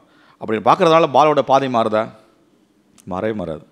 ஸோ பார்க்கறதுனால ஒரு பொருளுடைய பண்பு அந்த பாதை மாறவே மாறாது. ஆனால் குவாண்டம் இயற்பியல், குவாண்டம் உலகத்தை பொறுத்த வரைக்கும் எலக்ட்ரானை நீங்கள் பார்த்தீங்கன்னா அதனுடைய பண்பு மாற ஆரம்பிக்கும், பார்க்கலன்னா அது வேறு மாதிரி இருக்கும். ஸோ இது வந்து ஒரு இது எப்படி இருக்கா, அதான் சொன்னேன், திரும்ப இந்த மாதிரி நிறையா வினோதமான ஆச்சரியமான பண்புகள் ஒவ்வொன்றா வந்துக்கிட்டே இருக்குது. So the act of observation changes the. அதே மாதிரி இன்னும் ரொம்ப ரொம்ப ரொம்ப அதிர்ச்சியானது என்னென்னா, குவாண்டம் உலகில் உண்மை என்பது ஆய்வக பரிசோதனையை பொறுத்தது. நம்ம சொல்லல உண்மைன்னா ஒன்று தான், அது யார் பார்த்தாலும் பார்க்கணும் ஒரே மாதிரி இருக்கணும்ல. குவாண்டம் உலகம் அப்படின்னா அருவமான உண்மை என்ற ஒன்று இல்லை அப்படின்னு ஒன்று. அதாவது யாரும் பார்க்கலனாலும் இல்லை பார்க்காம அப்படி கிடையாது. நீங்கள் எப்படி எக்ஸ்பெரிமெண்ட்டை கொண்டு போகிறீங்களோ அதுக்கேற்ற மாதிரி தான் அதனுடைய பண்புகளை நம்ம காமிக்கும். எலக்ட்ரான் அலையா துகள் அப்படி நீங்கள் ஒன்றும் இல்லை, எலக்ட்ரான் அலையா துகளானா நீங்கள் என்ன எக்ஸ்பெரிமெண்ட் கொண்டு போகிறீங்க, என்ன ஆய்வு பரிசோதனை எடுக்கிறீங்களோ அந்த பரிசோதனைக்கு ஏற்ற மாதிரி அது அலையாக தன்னை காமிக்கும், அல்லது துகளாக காமிக்கும். ஸோ அப்போது நீங்கள் எலக்ட்ரான் அலையாக நீங்கள் தெரிஞ்சுக்கணுன்னா நீங்கள் அதுக்கேற்ற மாதிரி எக்ஸ்பெரிமெண்ட்டை சூஸ் பண்ணுங்கள். எலக்ட்ரான் நீங்கள் துகளாக நீங்கள் ப்ரூவ் பண்ணணும்னா அதுக்கேற்ற மாதிரி எக்ஸ்பெரிமெண்ட் சூஸ் பண்ணணும். ஸோ அதுக்கு அப்படி இருக்குது. அப்போ தான் ஐன்ஸ்டைன் கேட்டார், என்னங்க எப்படி சொல்கிறீங்க, நீங்கள் பார்க்கும்போது மாறுதுன்றீங்க, பார்க்கலன்னா ஒரு மாதிரி இருக்குன்றீங்க, இது எப்படி புரிஞ்சுக்கிறத சொன்னார். நான் வீட்டுக்குள்ளே இருக்கிறேன், நான் பார்க்கல அதனால் நிலம் இல்லாமல் இருக்குன்னு சொல்ல முடியுமா? நான் வீட்டுக்குள்ள நிலம் அது பாட்டு மேலே தான் இருந்தால் இருக்கணும், நான் பார்க்காதனால நிலம் இல்லைன்னு சொன்னேன் அப்படின்னா இது கேட்குறாரு. ஐன்ஸ்டைனோட கொஸ்டின் இது. நான் பார்க்கலங்கிறதுக்காக நிலம் இல்லைன்னு சொல்ல முடியுமா? ஏன்னா அப்படி தானே இருக்குது, நான் பார்க்கலன்னா அதுக்கு ப்ராப்பர்ட்டி வேறு மாதிரி இருக்கும், பார்த்த வேறு மாதிரி இருக்குன்னு சொல்கிறோம்ல. ஸோ அப்போது ஐன்ஸ்டைன் இதில் இந்த மாதிரியெல்லாம் நிறைய ஃபிலாசபிக்கல் டிபேட்ஸ் வராரு, ரைட். அடுத்தது இது இது ஒரு வித்தியாசமான ஒரு இன்டர்பிரிட்டேஷன், பட் இது கான்ட்ரவர்ஷியல் தான். பட் நான் சொல்கிறேன், குவாண்டம் உலகில் உண்மைகள் உருவாக்கப்படுகிறது, உள்ளார்ந்த உண்மை என்ற ஒன்று இல்லை. ஏன் அப்படி சொல்கிறேன்னா, இப்போ வந்து ஒரு எலக்ட்ரானுக்கு இப்போ நமக்கு எப்படி நான் நின்றுருக்கேன், எனக்கு வந்து இந்த ரூமை பொறுத்து நான் இங்கே நின்றுட்டுருக்கேன். ஸோ என்ன சொல்லுவீங்க, ஓகே ஜோசப் பிரபாகர் எங்கே இருக்காருன்னா இந்த ரூமோட முனையில் நின்று, என்னோட பொசிஷன் இது, என்னோட வெலாசிட்டி என்ன, என்னோட வேகம்னா நான் 0 நான் நின்றுட்டுருக்கேன், நாங்கள் இங்கே போகிறோம், என்னோட வேகங்கிறது 0. அதேமாதிரி ஒருத்தருக்கு ஒரு பொசிஷன் இருக்குது. ஸோ நீங்கள் யாராவது ஒரு எக்ஸ்பெரிமெண்ட் மெஷர் பண்ணாலும் சரி, மெஷர் பண்ணனாலும் எல்லாருக்கும் ஒரு பொசிஷன் இருக்குது, ஒரு வெலாசிட்டி இருக்குது, ஒரு 0ல் இருக்கும். ஆனால் எலக்ட்ரானை பொறுத்த வரைக்கும், இல்லை புரோட்டானை பொறுத்த வரைக்கும், இல்லை அணுக்களை பொறுத்த வரைக்கும், நீங்கள் அதை மெஷர் பண்ணுறதுக்கு முன்னால் அதனுடைய அது எங்கே இருக்குன்னு கேட்டால் அப்படி ஒன்று இல்லவே இல்லைன்றாங்க. அதாவது அப்படி ஒன்று இல்லவே இல்லை, அதாவது நீங்கள் இப்படி கேட்கக்கூடாதுன்றாங்க. நீங்கள் மெஷர் பண்ணுறதுக்கு முன்னால் அது இருக்குமிடம் அப்படின்ற ஒன்று இருக்குமிடங்கிறதுக்கு மீனிங்கே கிடையாது. நீங்கள் மெஷர் பண்ணும் போது தான் அப்படின்னு ஒரு இடத்தை உருவாக்கி, அது எலக்ட்ரானுக்கான ஒரு இருப்பிடத்தை உருவாக்குறீங்க அப்படின்றாங்க.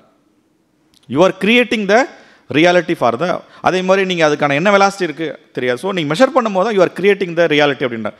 So you are creating the objective reality அப்படின்றதா அது இன்னொரு இன்டர்பிரிட்டேஷன். அது லிட்டில் கான்ட்ரவர்ஷியல், பட் இதுவும் வந்து ஒரு மிக முக்கியமான ஒரு இது. ஸோ இது என்ன சொன்னால், நாம் இரவில் வானத்தில் பார்க்கும்பொழுது தான் நிலவுக்கு இருக்கும் இடம் என்று இது எப்படி புரிஞ்சுக்கன்னு சொல்கிறேன். நாம் பார்க்கவில்லை என்றால் நிலா என்ற பொருளுக்கு இடம் என்ற ஒன்றே இல்லை. இப்படி சொன்னால் எப்படி இருக்கும் உங்களுக்கு, இன்னும் பைத்தியத்தனமாக இருக்குன்னு சொல்லுவோம்ல. ஆனால் குவாண்டம் அஃப்கோர்ஸ் நடைமுறை உலகத்தில் அப்படி கிடையாது. நம்ம வந்து நிலா நான் பார்த்தாலும் சரி பார்க்கணும், நிலா அங்கே தான் இருந்துகிட்டு இருக்கும். ஆனால் குவாண்டம் உலகத்தில் உங்களுக்கு வந்து எலக்ட்ரானோடைய இருக்குமிடம் அல்லது அணுக்களோட இருக்குமிடம்ங்கிறது நீங்கள் மெஷர் பண்ணும்போது தான் உருவாக்கப்படுது. அதுக்கு முன்னால் அப்படின்ற இடம் ஒன்று, அதோடைய பொசிஷன், அதோட மொமெண்ட் அப்படின்ற ஒன்றே இல்லை, பண்புகளே இல்லை. அதுக்கு நீங்கள் மெஷர் பண்ணும்போது அது பண்புகளை உருவாக்குறீங்க அப்படின்றது தான் இன்னொரு ஒரு வினோதமான பண்பு. அடுத்தது வந்து ஹைசன்பர்க்குடைய அறுதியின்மை கோட்பாடுன்னு சொல்லுவாங்க, அன்சர்டனிட்டி பிரின்சிபல்னு சொல்லுவாங்க. அது அடுத்த ஒரு முக்கியமான பண்பு என்னென்னா, ஒரு குவாண்டம் பொருளுடைய இப்போ எலக்ட்ரானோ புரோட்டானோ வச்சிங்களேன், இல்லை அணுக்களோன்னு வச்சிங்களேன், நமக்கு மிக முக்கியமாக தேவை ஒரு ஒரு ஒரு ஒரு பொருளுடைய பண்பை ஃபஸ்ட்டுன்னு சொல்லணும்னா, அந்த பொருள் எங்கே இருக்குது, அந்த பொருள் என்ன வேகத்தில் போகுது நமக்கு தெரியணும். அதுதான் வந்து நியூட்டனோட அடிப்படையான இயற்பியல் கோட்பாடு. ஸோ அந்த பொருளுடைய பொசிஷன் என்ன, அதனுடைய வேகம் என்னன்னு சொல்கிறது. ஆனால் குவாண்டம் இயற்பியலை பொறுத்த வரைக்கும் அந்த குவாண்டம் இயற்பியலுடைய ஒரு எலக்ட்ரானோடைய இல்லை குவாண்டம் பொருளுடைய இருக்கும் இடத்தையும் வேகத்தையும் நம்ம 100% துல்லியமாக வந்து நம்மளால் கண்டுபிடிக்க முடியாது. 100 அப்போ என்ன அர்த்தம், இந்த நொடியில் இந்த எலக்ட்ரான் என்ன வேகத்தில் எங்கே இருக்குது அப்படின்ற கேள்விக்கு குவாண்டம் அறிவியலுக்கு பதில் கிடையாது. என்ன சொல்லலாம்னா, இந்த நொடியில் அந்த எலக்ட்ரான் வந்து இந்த ரூம்லேருந்து இந்த இடத்துல அந்த இருக்கலாம், இவ்வளோ வேகத்தில் இருக்கலாம், ஒரு தோராயமாக சொல்ல முடியும், ஒரு ஒரு ரேஞ்ச் சொல்ல முடியும். ஆனால் துல்லியமாக இந்த இடத்துல இந்த வேகத்தில் இருக்குன்னு சொல்ல முடியாது. அதுக்கு பதில் 100% துல்லியமாக நம்ம கேட்கலாம். அப்போ இல்லை நீங்கள் வந்து மேபி இப்போ நம்மள்ட்ட வந்து டெக்னாலஜிக்கல் கேட்ஜெட்ஸ் இல்லை, அதனால் மேபி இன்னொரு 100 வருஷம் கழிச்சு நம்ம துல்லியம் மெஷர் பண்ண முடியும் அப்படின்னா இல்லை. இது வந்து இட் இஸ் நாட், இது வந்து என்னது, நம்மளுடைய தொழில்நுட்ப குறைபாடுகளாக கிடையாது. ஸோ அணுக்களுடைய உலகமே, குவாண்டம் உலகமே இப்படி தான் இயங்குது. அதனுடைய வேகத்தையும் அதனுடைய இருக்குமிடத்தையும் 100% துல்லியமாக நம்மளால் கண்டுபிடிக்க முடியாதுங்கிறது தான் அந்த ஹைசன்பர்க் கொடுத்த அறுதியின்மை கோட்பாடு. இது ஏன் அப்படி வருது அப்படின்னு பார்த்தீங்கன்னா, துகள்களுக்கு அலைப்பண்பு ஒன்று நம்ம ஏற்கனவே சொன்னோம் பார்த்தீங்களா, டீப்ராய் சொன்ன மாதிரி துகள்களுக்கு அலைப்பண்பு இருக்குது, அதே மாதிரி ஒலிக்கு துகள் பண்பு இருக்குது. அதே மாதிரி இந்த அலைப்பண்பு தான் இந்த அறுதியின்மை கோட்பாடு 100% துல்லியமாக சொல்ல முடியாத காரணங்கிறது அதோடைய ஆரிஜின். ஸோ ஏன்னா வேகம் அப்படின்றது அலைப்பண்போடு தொடர்புடையது, இருக்கும் இடம் என்பது துகள் பண்போடு தொடர்புடையது. ரெண்டையுமே ஒரே நேரத்தில் பார்க்க முடியாது. ஏன்னா எலக்ட்ரான் ஒன்று நீங்கள் அலைப்பண்பை காமிக்கலாம் அல்லது துகள் பண்பை காமிக்கலாம், ரெண்டுமே ஒரு நேரத்தில் காமிக்க முடியாது. அப்போது ஆட்டோமேட்டிக்காக இது 100% துல்லியமாக அது இருக்க இடத்தையும் அதனுடைய வேகத்தை நம்மளால் 100% சொல்ல முடியாது. சொல்லலாம் ரேஞ்ச், ஓகே எவ்வளோ வேகத்தில் இந்த ரேஞ்சுக்குள்ளே அது இருக்கலாம், இந்த இந்த டிஸ்டன்ஸுக்குள்ளே இருக்கலாம்னு சொல்லலாம். ஆனால் 100% ஷூராக சொல்ல முடியாது. ஸோ இதுதான் வந்து இன்னொரு முக்கியமான ஒரு பண்பு. அடுத்தது ஸ்பின், அதாவது தற்சுழற்சி நம்ம சொல்லுவோம். நார்மலாக நம்ம நடைமுறையில் பார்க்கக்கூடிய பொருட்களுக்கு வந்து நிறைன்னு ஒன்று இருக்குது, மாஸ். இப்போ என்னோட மாஸுங்கிறது 80 கிலோகிராம். அதே மாதிரி இப்போ நீங்கள் ஒரு சார்ஜ், அதுக்கு வந்து பாசிட்டிவ் சார்ஜ், நேர்மின் துகள், எதிர்மின் துகள் நம்ம படிச்சிருப்போம். இப்போ நெகட்டிவ் சார்ஜ், பாசிட்டிவ் சார்ஜ் படிச்சிருப்போம். அப்போது பெரும்பாலான இப்போ எலக்ட்ரான் புரோட்டான்களுக்கு நிறை இருக்குது, மின்னூட்டம் இருக்குது. கூடுதலாக குவாண்டம் கண்டுபிடிப்பும்படி, குவாண்டம் அறிவியல் கண்டுபிடிக்கிறாங்கன்னா, இது கூட இன்னொரு பண்பு என்னென்னா ஸ்பின் அப்படின்ற ஒரு பண்பு கொண்டு வராங்க. ஸ்பின்னா தமிழில் நம்ம தற்சுழற்சின்னு சொல்லுவோம். இப்போ பூமி எடுத்துக்கிட்டிங்கன்னா சூரியனை சுற்றி வருது, அது அது ஆர்பிட்டல் மோஷன் சொல்லுவோம். அதுக்கப்புறம் தன்னைத்தானே சுற்றுது, அது ஸ்பின் மோஷன் சொல்லுவோம். தன்னைத்தானே சுற்றுறதுனால நமக்கு வந்து இரவு பகல் வருது. ஒரு முழு சுற்றுறதுனால நமக்கு வந்து மற்ற நம்ம ஒரு வருடம் சொல்கிறோம். அதே மாதிரி ஆரம்பத்தில் இதை வந்து ப்ரொப்போஸ் பண்ண 2 அறிஞர்கள் என்ன நினச்சிட்டாங்கன்னா, பூமியை மாடலாக வச்சுக்கிட்டு, ஓகே எப்படி வந்து பூமிக்கு வந்து 2 விதமான மோஷன் இருக்குது, சூரியனை சுற்றி அதே மாதிரி தன்னைத்தானே சுற்றுற மாதிரி இந்த எலக்ட்ரான்கள் நியூக்ளியஸை சுற்றி வருது, அதே மாதிரி தன்னைத்தானே சுற்றுது அப்படின்றத யோசிச்சாங்க. பட் லேட்டராக என்ன ப்ரூவ் பண்ணாங்கன்னா இந்த மாடல் தவறு. அதாவது எலக்ட்ரான் தன்னைத்தானே சுற்றி வருதுன்னு நினைக்கிறோம் பார்த்தீங்களா, அந்த விஷுவல் பிக்சர் நம்ம ஒரு விஷுவலாக யோசிக்கிறோம்ல, அப்படி எலக்ட்ரான் சுற்றி படம் கொடுத்துருக்கேன் பாருங்கள், இப்படி சுற்றலாம் இப்படி சுற்றலான்னு. அந்த படங்கிறது வந்து மேபி ஒரு நம்ம ஆரம்பத்தில் ஆனால் பட் உண்மையிலேயே வந்து எலக்ட்ரான்கள் புரோட்டான்களோ நியூட்ரான்களோ அப்படி அந்த தற்சுழற்சி அப்படின்ற வார்த்தையை நம்ம யூஸ் பண்ணாலும் ஸ்பின் அப்படின்ற நம்ம வார்த்தையை பயன்படுத்தினாலும் அது வந்து ஒரு மிஸ்நாமர் தான். ஹிஸ்டாரிக்கலாக அப்படி ஃபஸ்ட் வந்ததுனால அந்த வார்த்தை யூஸ் பண்ணுறோம். பட் உண்மையிலே அதனுடைய லேட்டராக என்ன கண்டுபிடிக்கிறாங்கன்னா அது வந்து இந்த மாதிரியான ஒரு தற்சுழற்சிக்கான ஒரு மோஷன் கிடையாது, அது வந்து ஒரு உள்ளார்ந்த பண்பு. இப்போ நிறை அப்படின்றது ஒரு உள்ளார்ந்த பண்பு மாதிரி, ஒரு இன்ட்ரின்சிக் ப்ராப்பர்ட்டி மாதிரி ஸ்பின்னுங்கிறத ஒரு இன்ட்ரின்சிக் ப்ராப்பர்ட்டி, அதாவது உள்ளார்ந்த அதுக்கு வந்து நீங்கள் ஒரு விஷுவல் பிக்சர்லாம் கொடுக்கக்கூடாது அப்படின்றத கண்டுபிடிக்கிறாங்க. ஆனால் பட் அன்ஃபார்ச்சுனேட்லி துரதிர்ஷ்டவசமாக நம்ம பயன்படுத்தக்கூடிய வார்த்தை என்னது, ஸ்பின்னு தான். ஆனால் ஸ்பின்னோடனே ஓகே ஸ்பின்னாக தானே சுற்றிட்டு இருக்குன்னு நினைக்கக்கூடாது. So that is another important point. இப்போ இந்த எலக்ட்ரான் புரோட்டான் நியூட்ரான்லாம் பார்த்தீங்கன்னா அதோட ஸ்பின் வேல்யூ வந்து 1/2 சொல்லுவாங்க. அந்த வேல்யூ வந்து ஒரு கான்ஸ்டன்ட் வேல்யூ. இது வந்து குவாண்டம் இயற்பியலுடைய மிக முக்கியமான ஒரு பகுதி. இது வந்து நியூட்டனுடைய இயற்பியலில் நடைமுறையில் பார்க்கக்கூடிய எந்த பொருளுக்கும் இந்த பண்பு கிடையாது. நடைமுறையில் பார்க்கக்கூடிய எல்லா பண்புகளுக்கும் நிறை இருக்கும், மின்னூட்டம் இருக்கும். அது வந்து நியூட்ரலாக இருக்கலாம், பாசிட்டிவாக நெகட்டிவாக. ஆனால் இந்த ஸ்பின்னுங்கிறது முழுக்க குவாண்டம் உலகத்தோடைய மிக முக்கியமான பண்பு. ஏன் இந்த ஸ்பின்னை நான் சொல்கிறேன்னா, நம்ம எல்லாருமே வந்து இந்த காந்தம் நம்ம சின்ன வயசில் விளையாடுவோம். இந்த காந்த பண்புங்கிறது நீங்கள் ஒரு அயன் பீஸை கொண்டு போனால் அட்ராக்ட் பண்ணும். இந்த காந்தம் அப்படின்ற அந்த காந்த பண்பை வந்து அதுக்கு முன்னால் வரைக்கும் அது ஏன் ஏற்படுது எப்படி வருதுன்றதா அவங்களுக்கு பதில் கிடையாது. ஸோ குவாண்டம் அறிவியல் வந்ததுக்கப்புறம் தான் காந்த பண்புங்கிறதே ஒரு குவாண்டம் நிகழ்வுன்னு கண்டுபிடிக்கிறாங்க. ஏன்னா இப்போ நம்ம யோசிச்சு பாருங்கள், இப்போ அயான் இருக்குது, கோபால்ட் இருக்குது, எத்தனையோ தனிம வரிசை ஏகப்பட்ட தனிமங்கள் இருக்குன்னா ஒன்றுத்துக்கும் இத்தனை நம்ம எலக்ட்ரான்ஸ் இருக்கும், புரோட்டான்ஸ் இருக்கும். இந்த எலக்ட்ரானுங்களுக்குலாம் நிறை இருக்கிற மாதிரி மின்னூட்டம் இருக்கிற மாதிரி எலக்ட்ரானுக்கு நமக்கு தெரியும் எதிர் மின்னூட்டம் இருக்கும், negative charge. Electron negative charge. இந்த நிறை இருக்குது, மின்னூட்டம் இருக்குது. அதே மாதிரி அதுக்கு வந்து இந்த ஸ்பின் அப்படின்ற ஒரு பண்பு இருக்குது. இந்த ஸ்பின் பண்புலாம் சேர்ந்து தானே அது இந்த காந்த பண்பு அப்படின்றத உருவாக்குது. அப்போது நான் ரொம்ப டீட்டெயிலாக பார்க்க விரும்பல. பட் நம்ம இன்றைக்கி பயன்படுத்தக்கூடிய காந்தம், நீங்கள் கையில் குழந்தைங்க வந்து காந்தத்தை எடுத்திங்கன்னா யாருக்கு நன்றி சொல்லணும், குவாண்டம் கோட்பாடு நன்றி சொல்லணும். ஏன்னா அதுதான் வந்து எப்படி வந்து ஒரு காந்தத்துக்கு இந்த காந்த பண்பு வருதுங்கிறத அது வரைக்கும். ஆனால் காந்தத்தை மனித குலம் வந்து 2500 வருஷம் பயன்படுத்திட்டு வரோம், கடல் பயணத்துக்கு பயன்படுத்துகிறோம். அதுக்கு மேலே ஏன்னா காந்தம் வந்து கிரேக்க காலத்தில் இப்போயே கண்டுபிடிச்சிட்டாங்க, அது வந்து டிஸ்கவர் பண்ணப்பட்டது. ஆனால் பட் ஏன் அந்த காந்த பண்பு ஏற்படுதுங்கிறதுக்கான பதில் வந்து குவாண்டம் அறிவியல் தான் கொடுக்குது. அப்போது காந்த பண்புங்கிறதே ஒரு அடிப்படையிலேயே ஒரு குவாண்டம் நிகழ்வு. அது காரணம் என்னென்னா இந்த ஸ்பின், எலக்ட்ரானுடைய தற்சுழற்சி. அது இல்லைன்னா நமக்கு காந்த பண்பு வராது. அப்போ நீங்கள் கடையில் போய் வாங்குற எல்லாத்துக்கும் இட்ஸ் எ குவாண்டம் நேச்சர். அதுக்கப்புறம் மிக முக்கியமாக பார்த்தீங்கன்னா இந்த பீரியாடிக் டேபிள் நம்ம எல்லாருமே வந்து பிடிச்சோ பிடிக்காமலையோ திட்டிகிட்டு படிச்சிருப்போம் நம்ம பள்ளியில். கிட்டத்தட்ட பீரியாடிக் டேபிளில் ஒரு 110 எலமெண்ட் கண்டுபிடிச்சிருக்காங்க. இது வந்து கிட்டத்தட்ட 1700லேருந்து ஒன்றா கண்டுபிடிக்கிற ஆக்சிஜன் நைட்ரஜன் கண்டுபிடிக்கிறோம். ஆனால் இதை எப்படி வந்து வரிசைப்படுத்துறது, ஒரு ப்ராப்பர் ஃபார்மேட்டில் கொண்டு வரணும்ல. அதுக்கு முன்னாலே நிறைய பேர் ட்ரை பண்ணுறாங்க, பட் அதை சக்ஸஸ்ஃபுல்லாக கொண்டு வர முடியல. ஏன்னா அணுக்கள் பற்றியான அறிவை வந்து அப்போ 1800 கிடையாது. ஸோ அப்போது என்ன பண்ணுறாங்க, இந்த மெடலிவ் நீங்கள்லாம் கேள்விப்பட்டு, அதாவது இந்த குவாண்டம் அறிவியல் வந்ததுக்கப்புறம் தான் அதை வந்து ப்ராப்பராக எந்த எலமெண்ட்டை எங்கே வைக்கணுங்கிற வந்து புரிதலே வந்துச்சு. அப்போது நீங்கள் இன்றைக்கி கெமிஸ்ட்ரி லேபில் பீரியாடிக் டேபிள் மாற்றிருந்துச்சுன்னா அது யார் கொடுத்த பரிசு, இந்த குவாண்டம் அறிவியல் கொடுத்த பரிசு. குவாண்டம் அறிவியல் வந்ததுக்கப்புறம் தான் ஏன் வந்து இந்த ஹைட்ரஜன் இப்படி பிஹேவ் பண்ணுது, ஏன் வந்து நீங்கள் ஹைட்ரஜன் பார்த்தீங்கன்னா ஒரு புரோட்டான் ஒரு எலக்ட்ரான் இருக்கும், ஏன் வந்து 2வது எலக்ட்ரான் ஹைட்ரஜனில் போட முடியலன்னா அதுக்கு காரணம் வந்து குவாண்டம் அறிவியலோட அந்த ஸ்பின்னோடைய நேச்சர். நம்ம படிச்சிருக்கோம், நம்ம மேபி கெமிஸ்ட்ரி இருக்கிறவங்க சொல்லலாம் 1s2 2s2 நம்ம படிப்போம். ஒரு s ஆர்பிட்டாலில் 2 தான் போட முடியும், 3 போட முடியாது. அதுக்கு காரணம் அந்த குவாண்டம் அந்த எலக்ட்ரானோட ஸ்பின்னோட நேச்சர். ஸோ அப்போது நம்ம பார்க்கக்கூடிய எல்லா தனிமங்களோடைய அந்த எலக்ட்ரான் கான்ஃபிகரேஷனுமே பார்த்திங்கன்னா இந்த குவாண்டம் அந்த ஸ்பின்னோடைய நேச்சரில் தான் நம்ம தீர்மானிக்கப்படுது. அப்போது நீங்கள் யோசிச்சு பாருங்கள், இந்த தனிம வரிசை அட்டவணை தான் கெமிஸ்ட்ரியோட பேசிஸ். இது இல்லாமல் கெமிஸ்ட்ரி கிடையாது, ரைட்? அப்போது இட்ஸ் குவாண்டம் மெக்கானிக்ஸ் வந்ததுக்கப்புறம் கெமிஸ்ட்ரியோட வளர்ச்சிங்கிறது இன்னும் படுவாகமாக போயிடுச்சு. அடுத்தது ரொம்ப ரொம்ப இன்ட்ரெஸ்டிங்காக நான் படித்தேன், இந்த பறவைகள் வந்து வலசை போதல் நம்ம எல்லாம் கேள்விப்பட்டிருப்போம். ரொம்ப நம்முடைய உயிரியல் பயாலஜி புத்தகத்தில் படிச்சிருப்போம். கிட்டத்தட்ட இப்போ வேடந்தாங்களுக்கு இங்கேருந்து மத்திய கிழக்கு நாடுலேருந்து வரும், கனடாவிலேருந்து ஆஸ்திரேலியாவுக்கு போகுது பறவைகள் போகுது, 12,000 கிலோமீட்டர் ட்ராவல் பண்ணி அந்த ஓஷனாக தாண்டி போகுது. ஏன்னா அதனோட இனப்பெருக்கத்துக்கோ இல்லை வந்து அது வாழ்ந்துட்டு இருக்க இடத்துல ரொம்ப குளிர்ச்சியான நிலை வச்சு அதை வெயில் தேடி இல்லை கதகதப்பான ஒரு இடத்த நோக்கி போகலாம். ஸோ நிறைய வகையில் காரணத்துக்கு பறவைகள் வந்து வலசை போகுது. இதுக்கு ரொம்ப எப்படி இது வந்து, ஏன்னா யோசிச்சு பாருங்கள், கனடாவில் இருக்கிற ஒரு பறவை வந்து அந்த குறிப்பிட்ட காலத்தில் ட்ராவல் பண்ணி அவ்வளோ இந்த மொத்த கடலையும் ட்ராவல் பண்ணி 12 கிலோமீட்டர் ட்ராவல் பண்ணி அது போன வருஷம் எந்த கூட்டில் போயிட்டு அடைஞ்சு அது முட்டை போட்டு வந்துச்சோ அதே கூட்டுக்கு அது போகுது. இது நம்ம சிம்பிளாக இயற்கையுடைய அற்புதம் சொல்ல பத்தாதில்ல. பட் வி ஷுட் நம்ம எக்ஸ்பிளைன் பண்ணல, அறிவியல் ரீதி எக்ஸ்பிளைன் பண்ணல. இந்த மைக்ரேஷன் ஆஃப் பேர்ட்ஸ் பறவையில் வலசை போதில் வந்து ரொம்ப ஒரு 60 வருஷமாக ரிசர்ச் பண்ணிகிட்டு இருக்காங்க. அதில் சமீபமாக வந்து கண்டுபிடிக்கப்படுதுன்னு பார்த்தீங்கன்னா, இந்த பறவையோட அந்த கண்ணுக்கு உள்ளே வந்து சில புரோட்டீன் மூலக்கூறுகள் இருக்குது. அந்த புரோட்டீன் மூலக்கூறுகள் இருக்கிற சில 2 மூலக்கூறு வந்து இந்த தொடர்ச்சியாக எலக்ட்ரானை மாறி மாறி லூஸ் பண்ணி அதனுடைய ஸ்பின்னு வந்து ஆல்ட்ரேட் பண்ணிக்கிட்டே இருக்கும்.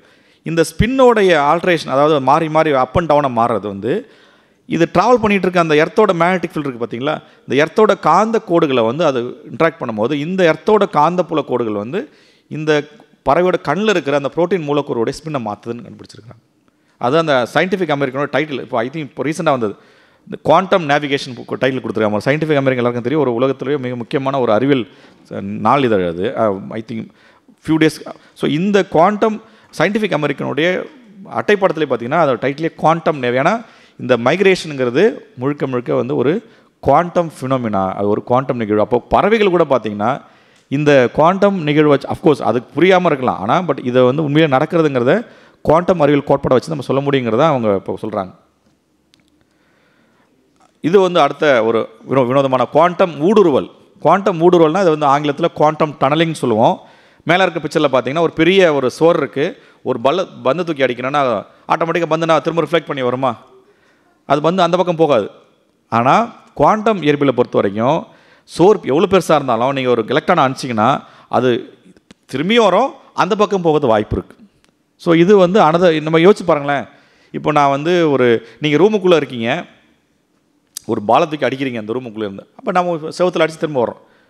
யாராவது வந்து இல்லை அந்த ரூமுக்கு வெளியில் போகிறதுக்கு வாய்ப்பு இருக்குன்னு சொன்னால் நினைப்பீங்க, என்ன பைத்தியக்காரத்தனமாக வளர்றீங்க, அது எப்படி போக முடியும்? நம்ம இவ்வளோ பெரிய இரும்பு கான்கிரீட் சுவர் இருக்குது, நீங்கள் பந்து அடிக்கிறீங்க, அது எப்படி அந்த பக்கம் திரும்ப தானே வரும்? ஏன்னா இந்த பந்து வந்து நீங்கள் எவ்வளோ தான் வேகமாக அடித்தாலும் அந்த பக்கம் தாண்டி போகிறதுக்கான ஆற்றல் அது கிடையாது.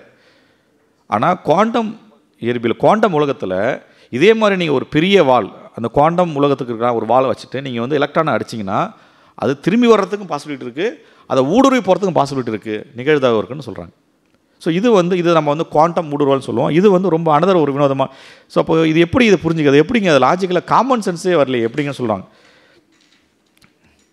இது எப்படி சாத்தியம்? நம்ம காமன் சென்ஸுக்கு எதிராக இருக்குன்னா உண்மையிலே என்னென்னு பார்த்தீங்கன்னா குவாண்டம் அறிவியலுங்கிறது கிட்டத்தட்ட நிறைய வகையில் இது வந்து நம்முடைய காமன் சென்ஸுக்கு எதிராக இருக்குது. நிறைய இடங்களில் நம்ம யோசிச்சு பாருங்களேன், அலையாவருக்கு துகளாக இருக்குது, அதுவும் நம்மளால் புரிஞ்சிக்க முடியல. ஸோ எல்லா பண்புகளுமே நம்முடைய காமன் சென்ஸுக்கு இல்லை பொது புரிதலுக்கு எதிராக இருக்குது.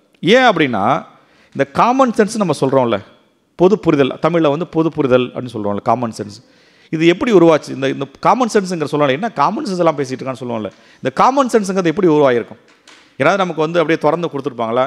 மனித குலத்துக்கு எப்படி உருவாகிருக்குன்னா கடந்த ஒரு 4000 வருஷமாக நம்மளுடைய நாகரிக வளர்ச்சினால தொடர்ச்சியாக நம்ம வந்து இந்த நடைமுறை உலகத்தோடு நம்ம பழகிறோம். மனிதனை வந்து குகைகளில் வாழ்ந்தான், குகையிலேருந்து அடுத்து வந்தான், அப்புறம் விவசாயத்தை கண்டுபிடிச்சான். ஸோ இது வந்து ஒரு நீண்ட தூர பயணம் ஹியூமனிட்டி நாகரிக வளர்ச்சி.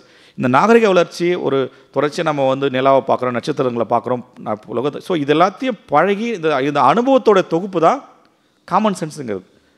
நம்ம என்னைக்காவது வந்து அணுக்களோட உலகத்தை பழகியிருக்கோமா? பழகினதே கிடையாது. அப்போது நடைமுறை உலகத்தில் பழகி நமக்கு கிடைச்ச அந்த அனுபவ தொகுப்பை வச்சுக்கிட்டு நம்ம என்ன பண்ணுறோம்? குவாண்டம் உலகத்தை புரிஞ்சிக்க ட்ரை பண்ணுறோம். எப்படி நம்மளால் புரிஞ்சிக்க முடியும்? ஸோ ஏன் இப்போ நான் சொன்னல ஒரு பந்து தூக்கி போட்டால் திரும்ப தான் வரும், இது எங்கேருந்து வந்துச்சுன்னா இது காமன் சென்ஸ். ஏன்னா நம்ம பார்க்குற தொடர்ச்சியாக தான் பார்க்குறோம். ஆமாம் பை காமன் சென்ஸ் சொல்கிறோம்ல, ஏன்னா நம்ம தொடர்ச்சியாக பார்த்து நான் அதை வந்து ஒரு அறிவை நம்ம மாற்றுறோம். இப்படி இந்த இப்படி நடைமுறை உலகத்தில் பார்த்து வச்ச அறிவு தொகுப்பை நம்ம வந்து எலக்ட்ரான் இப்படி தான் இருக்கணும்னு நம்ம எப்படி எதிர்பார்க்க முடியும்? ஏன்னா நமக்கு அப்படி ஒரு அனுபவமே இல்லை. அணுக்கள் உலகத்தில் நம்ம வந்து பார்த்ததே கிடையாது. நம்ம வந்து நிலாவை பார்த்து பழகிருக்கோம், சூரியனை பார்த்து பழகிருக்கோம், ஸ்டாரை பார்க்குறோம், மற்ற எல்லா நடைமுறையில் பைக்கு கார் எல்லாத்தையும் பழகிருக்கோம். பட் நம்ம மனித குலங்கிறது வந்து அணுக்களோட உலகத்துக்கு நடைமுறையில் எந்த காலத்தையும் பழகினதில்லை. அப்போது இந்த அறிவை வச்சுக்கிட்டு எப்படி, அதாவது இந்தியாவோட விசா வச்சுக்கிட்டு அமெரிக்காவில் போக முடியுமா? அங்கே போயிட்டு இந்தியாவோட கான்ஸ்டியூஷன் வந்து அமெரிக்காவில் அப்ளை ஆகுமா? அப்ளை ஆகாது.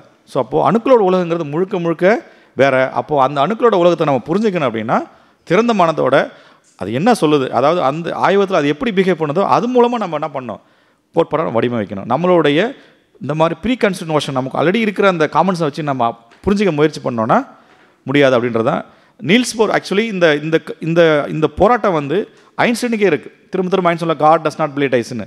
எப்போல்லாம் ஐன்ஸ்டைன் வந்து இந்த மாதிரி கொஷின்ஸ் பண்ணாரோ அப்போ நீல்ஸ் போர் வந்து காப்பாற்றுறாரு குவாண்டம் மெக்கானிக்ஸ். அவங்க 2 பேருக்குள்ள ஒரு பெரிய தத்துவ போராட்டம் நடந்துகிட்டு இருக்கு. ஸோ அப்போ காமன் சென்ஸுங்கிறது is only come from the our macroscopic experience, அதாவது நடைமுறை உலகத்தோடைய அனுபவ தொகுப்பு. அது வந்து முழுக்க முழுக்க எந்த வகையிலையும் குவாண்டம் மெக்கானிக்ஸை புரிஞ்சுக்கிறதுக்கு உதவாது. இன்ஃபேக்ட் அவர் சொல்கிறார், நீங்கள் குவாண்டம் மெக்கானிக்ஸை முதல் முறையாக படிக்கும்பொழுது உங்களுக்கு அதிர்ச்சி வரவில்லைன்னா உங்களுக்கு குவாண்டம் புரியலன்னு அர்த்தம்னு சொல்கிறார் ஒருத்தர். If you are not get shocked by reading quantum mechanics I think you don't understand quantum mechanics அப்படின்றாங்க. யோசிச்சு பாருங்களேன், இதெல்லாமே அப்படி தானே இருக்குது, ரைட்? நான் ஒரு பந்தத்துக்கு போகிறேன்னா திரும்ப வரணும் தான் லாஜிக்கல். ஆனால் அது அந்த பக்கம் போகுதுன்னு சொல்லணும்ல. அப்போ உங்களுக்கு ஷாக் ஆகணும்ல. ஷாக் ஆகணும்னு அர்த்தம் உங்களுக்கு உண்மையிலே நீங்கள் வந்து அப்போது உங்களுடைய காமன் சென்ஸை அதை டிஸ்டர்ப் பண்ணணும். நம்மளுடைய பொது புரிதலை ஒரு குவாண்டம் அறிவியல் படிக்கும்போது அது டிஸ்டர்ப் பண்ணும். ஏன்னா நம்மளுடைய இதுக்கு முழுக்க முழுக்க நம்மளுடைய புரிதல் எதிராக இருக்குது. இது முக்கியமான ஒரு அடிப்படை பண்பு. இன்னொன்று, இந்த குவாண்டம் டாலனிங் சொன்னால் பார்த்தீங்களா, ஒரு பந்தை போட்டால் திருப்பி வர அந்த பக்கம் போகிறதுக்கு அது எங்கே நீங்கள் யோசிச்சு பாருங்கள், உண்மையிலேயே ரொம்ப ஆச்சரியப்படுவீங்க. நம்ம நாள்தோறும் ஒரு செகண்டும் சூரியன்லேருந்து ஒளி வருதில்ல, அந்த ஒளி வந்து எங்கேருந்து வருது? சூரியனுடைய உட்கருவில் நமக்கு வந்து நியூக்ளியர், அதாவது அணுக்கரு இணைவினை நடக்குது. அங்கே ஹைட்ரஜன் ஃபுல்லாக, இப்போ சூரியனுக்குள்ளே என்ன இருக்குது? ஃபுல் அண்ட் ஃபுல் நிறைய ஹைட்ரஜன் அணுக்கள் இருக்குது. அந்த ஹைட்ரஜன்லாம் இணைந்து ஹீலியமாக மாறுது. இந்த ஹைட்ரஜனில் இருக்கிற எல்லாம் ப்ரோட்டான்ஸ் உள்ள ஹைட்ரஜன் என்னது? ஒரு ப்ரோட்டான் ஒரு எலக்ட்ரான். இந்த ப்ரோட்டான்ஸ் எல்லாம் பார்த்தீங்கன்னா பேசிக்கலி பாசிட்டிவ், அதாவது நேர்மின் துகள் சொல்ல, ரெண்டுமே வந்து ரிப்பல் ஆகிக்கும். 2 ப்ரோட்டானை கொண்டு போனால் ரிப்பல் ஆகும். ஆனால் அதே மாரி ஒன்றா சேர்ந்து அது வந்து ஒரு ஹீலியமாக மாறுதில்ல. இந்த அப்போது இவ்வளோ பெரிய ரிப்பல்சிவ், அதாவது தள்ளி விட்டுட்டுருக்கு. ஆனால் அப்புறம் அதை மீறி வந்து அதை வந்து மாறுது. என்ன அர்த்தம்னா, இந்த குவாண்டம் டனலிங்கிற ஃபினோமினால தான் பார்த்தீங்கன்னா இந்த இணைவு நடக்குது. அப்போது நீங்கள் லைட்டு, சன்லைட்டு நீங்கள் வருதுனாலே அதுக்கு அடிப்படையான காரணம் பார்த்திங்கன்னா இந்த குவாண்டம் டனலிங் வந்து அந்த அணுக்கரு இணைவினைகள் இருக்கிறதுனால தான் நமக்கு வந்து லைட்டே வருது. இல்லைனா நமக்கு வந்து அது புரோட்டான் உள்ளே சேர முடியாது, நமக்கு வந்து லைட்டே வராது. ஸோ குவாண்டம் அறிவியல் வந்ததுக்கப்புறம் தான் உண்மையிலே எப்படி வந்து சூரியன் ஒளியை வெளியிடுது அப்படின்றத புரிஞ்சுக்கிட்டோம் நம்ம. இப்போ சன் ஒளிர்றது காரணமே என்னது? அது ஒரு குவாண்டம் ஊடுருவல் நிகழ்வு, ஒளிச்சேர்க்கை. அதே மாதிரி ஃபோட்டோசிந்தசிஸ். நம்ம நினைக்கிறோம் எப்படி ஒளிச்சேர்க்கை நடக்குது? இலையில் குளோரோஃபில் இருக்குது, அது வந்து லைட் படுது, அந்த குளோரோஃபில் வந்து எனர்ஜியாக மாற்றுது, அது வந்து மரம் வளருது. ஸோ குளோரோஃபில் எனர்ஜியாக மாற்றினா எப்படி மாற்றிருக்கும்? அது வந்து குவாண்டம் மெக்கானிக்ஸ் வரதுக்கு முன்னால் வந்து சொன்னது. பட் குவாண்டம் இன்னைக்கு இருக்குது குவாண்டம் அறிவியல் படி இந்த லைட்டை வந்து, இப்போ லைட்டுங்கிறது நம்ம சொன்ன ஃபோட்டான்ஸ், இந்த ஃபோட்டான்ஸை இந்த குளோரோஃபில் வந்து அப்சர்வ் பண்ணுது. இந்த குளோரோஃபிலுக்குள்ளே நிறையா வந்து பேச்சஸ் காமிச்சிருங்க பாருங்கள். அந்த ஃபோட்டான்ஸ் என்ன ஆகும்னா கரெக்டாக வந்து ரியாக்ஷன் சென்டர்னு ஒன்று இருக்கும் குளோரோஃபில்லில். அந்த குளோரோஃபில் அந்த சென்டருக்கு போகிறதுக்கு அது வந்து நிறைய ஜிக்ஸாக் பார்த்து எடுத்துகிட்டு போகணும். நார்மலாக போச்சுன்னா அது அந்த அப்சர்வ் பண்ணப்பட்ட ஃபோட்டான்ஸ் வந்து எல்லாமே ஹீட்டாக மாறி வீணாகிடும். அப்போ எனர்ஜியை கன்வெர்ட் பண்ண முடியாது, அந்த மரத்துக்கு வந்து உணவு கொடுக்க முடியாது. அப்போது இந்த ட்ராவலே வந்து என்னென்னா குவாண்டம் கொஹெரன்ஸ் சொல்கிறாங்க. அந்த கொஹெரன்ஸ் இருக்கிறதுனால தான் வந்து அது ப்ராப்பராக எங்கே போய் சேரணுமோ கரெக்டாக அங்கே போகுது, இல்லைனா அது வந்து போக முடியாது அப்படின்றதான் இப்போது நிறைய ரிசர்ச் இந்த ஃபோட்டோசிந்தசிஸ் அதுமாதிரி இந்த பயாலஜிக்கல் சிஸ்டத்தில் நிறைய பண்ணுறாங்க. இப்போ அது ஒரு புதிய ஒரு ஆராய்ச்சி துறை, குவாண்டம் பயாலஜி அப்படின்ற ஒரு ஆராய்ச்சி துறை நிறைய இப்போ வந்து எமர்ஜ் ஆகிட்டு இருக்கு. நிறைய வெளிநாடுகளையும் பண்ணுறாங்க. இப்போ இந்தியாவிலும் நிறைய அறிவியல் ஆராய்ச்சி நிறுவனங்களும் பண்ணுறாங்க. குவாண்டம் பயாலஜின்னு சொல்லிட்டு எப்படி வந்து இந்த பறவைகள் வலசை போகுது, அப்போ அது கண்ணுக்குள்ளே எப்படி அது வந்து ப்ரோட்டீன் மூலக்கூறுகள் இருக்குது, அது ஒரு குவாண்டம் பயாலஜிக்கல் ரிசர்ச். அதே மாதிரி ஃபோட்டோசிந்தசிஸ். இப்போ நம்முடைய பாடியில் இருக்க மைட்டோகாண்ட்ரியா இன்னும் டீப்பராக புரிஞ்சிக்கிறதுக்கு இந்த குவாண்டம் பயாலஜி வந்து ரொம்ப இன்றைக்கி ஒரு வளர்ந்து வர துறை. ஓகே, இப்போ வந்து நம்ம வினோதமான பண்புகளெல்லாம் ஓரளவு பார்த்தோம். நிறையா இருக்குது. பட் நேரங்கிறது நம்ம அடுத்தது போயிடும். 3வது பகுதி முடிச்சிடலாம், குயிக்காக முடிச்சிடலாம். ஸோ இந்த குவாண்டம் வரலாறை பார்த்தோம், குவாண்டம் பண்புகள் பார்த்தோம் கொஞ்சம். இப்போ குவாண்டம் பயன்படுத்தி என்ன தொழில்நுட்பம் இருக்குதுன்னு பார்த்தீங்கன்னா, முதல்ல ரொம்ப அடிப்படையாகவே நம்ம எல்லாரும் வந்து மறுக்க முடியாத ஒன்று என்னது? Transistor, diode. யோசிச்சு பாருங்கள், டிரான்சிஸ்டர் டயோடு இல்லைனா நீ கம்ப்யூட்டர் இருக்கா, லேப்டாப் இருக்கா? ஸோ இப்போ முழுக்க அணுக்களுடைய உலகத்தை நம்ம புரிஞ்சுக்கிட்டதுனால தான் நம்மளால் என்ன பண்ண முடியும்? இந்த எலக்ட்ரானிக்ஸ் கேட்ஜெட்ஸ்லாம் யோசிச்சு பாருங்கள். ஒரு 100 வருஷத்துக்கு முன்னால் வந்து நமக்கு வந்து ட்ரையோடு வால்வ்ஸ்லாம் இருந்துச்சு. அதெல்லாம் பார்த்தீங்கன்னா அவ்வளோ பெருசு இருக்கும். பட் இன்றைக்கி என்னது? குட்டி எல்இடி பல்ப் நம்ம பண்ண முடியுது. இன்றைக்கி இன்கண்டன்சல் பல்ப்லேருந்து நம்ம வந்து எல்இடி பல்ப் பண்ணுறோம், அவ்வளோ பிரைட்டாக இருக்குது. அப்போது அணுக்களை நம்ம புரிஞ்சுக்கிட்டதுனால தான் நம்மளால் என்ன பண்ண முடியுது? சின்ன டிவைசஸ் கொண்டு போய். இப்போ இன்றைக்கி அன்றைக்கி இருந்த கம்ப்யூட்டருக்கு இன்றைக்கி கம்ப்யூட்டர் சின்னதாக வந்துருச்சு இல்லை? மதர் போர்டு பார்த்தீங்கன்னா அன்றைக்கி அவ்வளோ பெருசாக இருக்கும். பட் இன்றைக்கி சின்னதாக. ஏன்னா நம்மளால் எந்த அளவுக்கு நம்ம புரிதல் மேம்படுது, அந்த அளவுக்கு நம்ம தொழில்நுட்பமும் மேம்படுது. அப்போது நம்மளால் ஈஸியாக வந்து பவர்ஃபுல்லான கம்ப்யூட்டர்ஸ் நம்மளால் பண்ண முடியுது. ஸோ டிரான்சிஸ்டர் எல்லாமே என்னது? It is a technology from the quantum physics. இன்னொன்று ரொம்ப இன்ட்ரெஸ்டிங்கானது பார்த்தா எலக்ட்ரான் நுண்ணோக்கி. எப்படி நம்ம ஸ்கூலில் படிச்சிருப்போம், ஒரு அமைப்பு செல்லை பாக்டீரியாவோ ஒரு செல்லையை பார்க்குறதுக்கு ஒரு மைக்ரோஸ்கோப் வச்சுருப்பாங்க நம்ம லேபில். அதை கொண்டு போய் பார்ப்போம், வச்சு பார்த்தா தெரியும், குட்டியாக தெரியும். பட் இது அடுத்த கட்டத்துக்கு என்ன பண்ணுறாங்கன்னா எலக்ட்ரான்களை பயன்படுத்தி ஒரு நுண்ணோக்கி பண்ணுறாங்க. இப்போ நம்மளுடைய ஆப்டிக்கல் மைக்ரோஸ்கோப், நம்ம பள்ளியில் இருக்கிற மைக்ரோஸ்கோப்பை நீங்கள் ஒரு கட்டத்துக்கு மேலே துல்லியமாக பார்க்க முடியாது. இப்போ நீங்கள் ஒரு பாக்டீரியா பார்க்கலாம், இல்லை ஒரு செல்லுடைய அந்த இலையை வச்சு பார்க்கலாம். ஆனால் ஒரு அணுக்களுடைய உலக காலத்தில் பார்க்கணுன்னா உங்களுக்கு வந்து ஆப்டிக்கல் அந்த மைக்ரோஸ்கோப் பத்தாது. அப்போ என்ன பண்ணுறாங்கன்னா இந்த எலக்ட்ரான் மைக்ரோஸ்கோப் வந்து உருவாக்குறாங்க. இதோட இமேஜஸ் கொஞ்சம் கொடுத்துருக்கேன் பாருங்கள். ஒரு 4 இமேஜ் எடுத்து பாருங்கள். மேலே இருக்க இமேஜுங்கிறது ஒரு ஒரு ஒரு பறவையோட கண் அது ஆக்சுவலி கண்ணில் இருக்கிற ஒரு சின்ன பகுதி. அப்போ அந்த கண்ணில் சின்னதாக ஒரு ஒரு ஒரு ஒரு கம்பி மாதிரி தெரியுது பாருங்கள், தெரியுதா? அது எல்லாமே அந்த லைட்டை சென்சிட்டிவாக ஆகிறதுக்கு. அப்போது இந்த கண்ணோடைய ஒரு ஃபோட்டோ தான் எலக்ட்ரான் மைக்ரோஸ்கோப் ஃபோட்டோ தான் அந்த இது. அதுக்கப்புறம் இந்த பக்கம் இருக்கிறது இன்னொரு பூச்சி. 3வது கீழே இருக்கிற ஒரு படம் வந்து ரொம்ப ஆச்சரியப்படுவீங்க, கிட்னி ஸ்டோன். அது கிட்னியில் ஸ்டோன் உருவாகுது பார்த்தீங்களா, அது அதனுடைய படம், மைக்ரோஸ்கோபி படம். இந்த பக்கம் இருக்கிறது அந்த கொரோனா வைரஸோடைய மைக்ரோஸ்கோப் படம். தெரியுதா? அந்த ஒரு மாதிரி அந்த ரவுண்டு மேலே சின்னதாக தெரியுதில்ல, அது மைக்ரோஸ்கோப் படம். ஸோ அப்போது இவ்வளோ துல்லியமாக நம்மளால் வந்து இன்றைக்கி எலக்ட்ரான் நுண்ணோக்கி வச்சு நம்ம எடுக்க முடியுது. இதோடைய அடிப்படை பண்புன்னு பார்த்தீங்கன்னா, நம்ம சொன்னோம்ல எலக்ட்ரான் துகளாகவும் இருக்கும் அலையாகவும் இருக்கும்ல, இந்த எலக்ட்ரானோட அலைப்பண்பை பயன்படுத்தி அந்த எலக்ட்ரான் நுண்ணோக்கி உருவாக்கப்பட்டுச்சு. எலக்ட்ரானோடைய அலைப்பண்பு அப்போ யோசிச்சு பாருங்கள். 1924 ஒரு முன் அனுமானமாக ஒரு ஹைப்போதெட்டிக்கலாக டிப்ராய் வந்து சொன்னார் எப்படிலாம் இருக்கலாம். எப்படி வந்து ஐன்ஸ்டைன் வந்து ஒளி வந்து அலையாகவும் இருக்குது துகளாகவும் இருக்குன்னு சொன்ன மாதிரி, இப்போ ஒளி இப்படி இருக்கும்போது ஏன் வந்து பொருட்கள் எப்படி இருக்க முடியாதுன்னு சொல்லி ஜஸ்ட் ஒரு முன் அனுமானமாக சொன்னது. அதை வந்து அப்புறம் எக்ஸ்பெரிமெண்ட்டில் ஜே.ஜே தாம்சனுடைய பையன் வந்து அதை வந்து ப்ரூவ் பண்ணி நோபல் பிரைஸ் வாங்கினார். அதுக்கப்புறம் அது எப்படி தொழில்நுட்பம் வந்துச்சு. இன்றைக்கி வந்து நம்ம நிறைய அறிவியல், இன்றைக்கி நிறைய மருத்துவ உலகத்தில் பார்த்தீங்கன்னா இந்த எலக்ட்ரான் மைக்ரோஸ்கோப்பி வந்து ரொம்ப பிரமாதம். ஏன்னா அதனுடைய கேன்சர் செல்ஸோடைய இண்டிவிஜுவல் டேட்டா நீங்கள் வந்து மெஷர் பண்ண முடியும். ஸோ இது வந்து ஒரு நீங்கள் நிறைய இப்போ வெப்சைட்டில் போயிட்டு ஸ்டெம் இமேஜ் போட்டால் எக்கச்சக்கமாக அந்த மாதிரி இமேஜ் வரும்.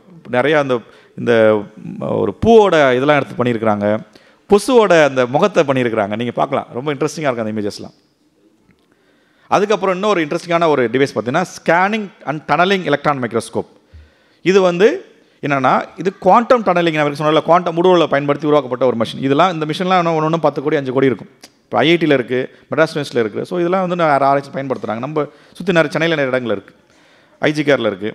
ஸோ இப்போது இந்த ஸ்டெம்மோட என்ன இன்ட்ரெஸ்டிங்னா, நம்ம அது வரைக்கும் வந்து அணுக்கள் எப்படி இருக்குன்னு நம்ம பார்த்ததில்ல. ஆனால் இந்த ஸ்டெம் வச்சு அணுவோடைய வடிவம் எப்படி இருக்குன்னு நம்ம வந்து பார்த்தீங்கன்னா பிக்சர் கொடுத்துருக்காங்க பாரு. அணு வந்து எந்த அளவுக்கு வந்து ஒரு மெட்டீரியலில் பரவி இருக்குது, அந்த எந்த ஷேப்பில் இருக்குது அப்படின்றத நம்ம வந்து ஸ்டெம்மை இந்த எக்ஸ்பெரிமெண்ட் வச்சு இந்த டிவைஸ் வச்சு நம்ம பார்க்க முடியும். அதில் அந்த ஒரு பக்கத்தில் பார்த்தீங்கன்னா ஒரு இதில் வந்து ஐபிஎம்னு ஒரு எழுத்து எழுதிருக்கு பாருங்கள். ஐபிஎம்னு இருக்கா? நம்ம இந்த திருவிழாக்கெல்லாம் போனால் வந்து அரிசியில் வந்து பேர் எழுதி கொடுப்போம். அரிசியில் சின்னோண்டு இல்லை, இது வந்து ஐபிஎம்ங்கிறது அந்த ஒரு புள்ளியும் ஒரு ஆட்டத்தை வச்சு அது பேர் எழுதியிருக்கிறாங்க. அரிசியில் பேர் எழுதுகிற மாதிரி ஆட்டத்தை வச்சு என்ன பண்ணியிருக்கிறாங்க, பேர் எழுதப்பட்டு. அப்போ நீங்கள் வந்து சப்போஸ் உங்கள் பேரை வந்து ஓகே எனக்கு ஒன்றும் இல்லை, என்னோடய பேரை வந்து வெறுமனே அயன் ஆட்டத்தை இரும்பு அணுக்களை வச்சு எழுதணும்னா நீங்கள் எழுதலாம். Of course you have to pay the money for stem அந்த எக்ஸ்பெரிமெண்ட்டுக்கு. பட் இப்போ எப்படி நம்மளால் என்னது ஒரு சோத்து பருக்கி நம்ம கை வச்சு எடுக்கிற மாதிரி ஒரு ஆட்டத்தை அதாவது சூஸ் பண்ணி எடுக்க முடியும். ஸோ வெறும் ஆட்டத்தை ஓகே ஒரு ஆட்டத்தை வச்சு ஒரு லெட்டரை எழுத முடியாது. ஸோ இது வந்து அனதர் இம்பார்ட்டண்டான இதை வச்சு அதே மாதிரி இது மருத்துவர்கள் நிறைய பயன்படுத்துகிறாங்க. ஞான தொழில்நுட்பம் நீங்கள் யோசிச்சு பாருங்கள், ஞான தொழில்நுட்பம் இல்லாத ஒரு துறையே கிடையாது. நீங்கள் எங்கே போனாலும் கேன்சரில் ஆரம்பித்து எல்லா இடத்துலையும் வந்து ஞான தொழில்நுட்பம் வந்து அப்படி வியாபிச்சிருக்கு. அப்போ ஞான தொழில்நுட்பங்கிறது வந்து முழுக்க இந்த குவாண்டம் கோட்பாடு தான் ஞான தொழில்நுட்பங்கிறது. ஸோ நிறைய அது வந்து ஒரு வாஸ்ட் இது, அதில் நிறைய நீங்கள் பார்க்கலாம். நான் ஸ்கிப் பண்ணுறேன். அதுக்கப்புறம் முக்கியமான ஒன்று வந்து மேக்னெட்டிக் ரெசனன்ஸ் இமேஜ், எம்ஆர்ஐ வந்து நம்ம நார்மலாக பார்த்து எக்ஸ்ரே எடுக்கலாம். அதுலேயும் தெரியலன்னா சிடி ஸ்கேன், அதுக்கும் தெரியலன்னா பண்ணுவோம் எம்ஆர்ஐ போகும். அப்போ எம்ஆர்ஐங்கிறது என்னது, நம்மளுடைய அது என்னது நம்ம எம்ஆர்ஐங்கிறது நீங்கள் உடம்பு உள்ளே போனதுக்கப்புறம் ஒரு பெரிய மேக்னெட்டிக் ஃபீல்ட் காந்த புலத்தை கிரியேட் பண்ணுவாங்க. அந்த காந்த புலம் என்ன பண்ணுவோம்னா நம்ம உடம்புல இருக்கிற நம்ம உடம்பு முழுக்க நிறையா வந்து ஃபுல்லாக வாட்டர் மாலிகுல் தானே இருக்குது. நம்ம உடம்புல பெரும்பாலுங்கிறது நீர் மூலக்கூறுகள் தானே. நீர் மூலக்கூறுகள் ஹைட்ரஜன் இருக்குது, ஆக்சிஜன் இருக்குது. ஹைட்ரஜனில் புரோட்டான் இருக்கும், அப்போது ஆக்சிஜன். ஸோ இந்த புரோட்டான்லாம் அதுவுமே ஸ்பின் இருக்குது. எப்படி எலக்ட்ரானிக் ஸ்பின் இருக்கிற மாதிரி புரோட்டான் ஸ்பின் இருக்குது. அந்த ஸ்பின்னோட என்ன பண்ணால் நீங்கள் இந்த வெளியிலேருந்து கொடுக்கப்படுற அந்த காந்த புலம் வந்து இன்ட்ராக்ட் பண்ணி அதோடைய ஷிஃப்ட் நடக்கும், ரேடியோ ஃப்ரீக்வன்சி அப்ளை பண்ணுவாங்க. அதை வச்சு என்ன பண்ணுவோம்னா நம்முடைய அந்த மூளையோட எங்கே அப்ளை பண்ணுறோமோ அந்த இடத்துடைய நல்ல அழகான ரொம்ப துல்லியமான இமேஜை வந்து அது கொண்டு இருக்குது.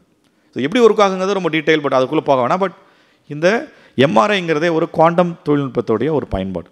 ஸோ இந்த மாதிரி நம்ம நிறையா கொண்டு போகலாம். அதே மாதிரி லேசர், நீங்கள் லேசர் யோசிச்சு பாருங்கள். லேசர் நம்ம எல்லா கண் ஆஸ்பத்திரியிலும் லேசிக் வந்திருக்கு. அது கண்ணில் நம்ம இருக்கிற அந்த பவரை கரெக்ட் பண்ணுறதுக்கு லேசர் கட்டிங் இருக்குது. ஸோ லேசர் பயன்படுத்தப்படாத துறை இன்றைக்கி இல்லை. ஸோ லேசருங்கிறதே முழுக்க ஒரு குவாண்டம் அறிவியல் வந்ததுக்கப்புறம் அணுக்களை நம்ம புரிஞ்சுக்கிட்டதுக்கப்புறம் தான் எப்படி வந்து லேசர் உருவாக்கணுங்கிற ஐடியாவும் நமக்கு வந்துச்சு.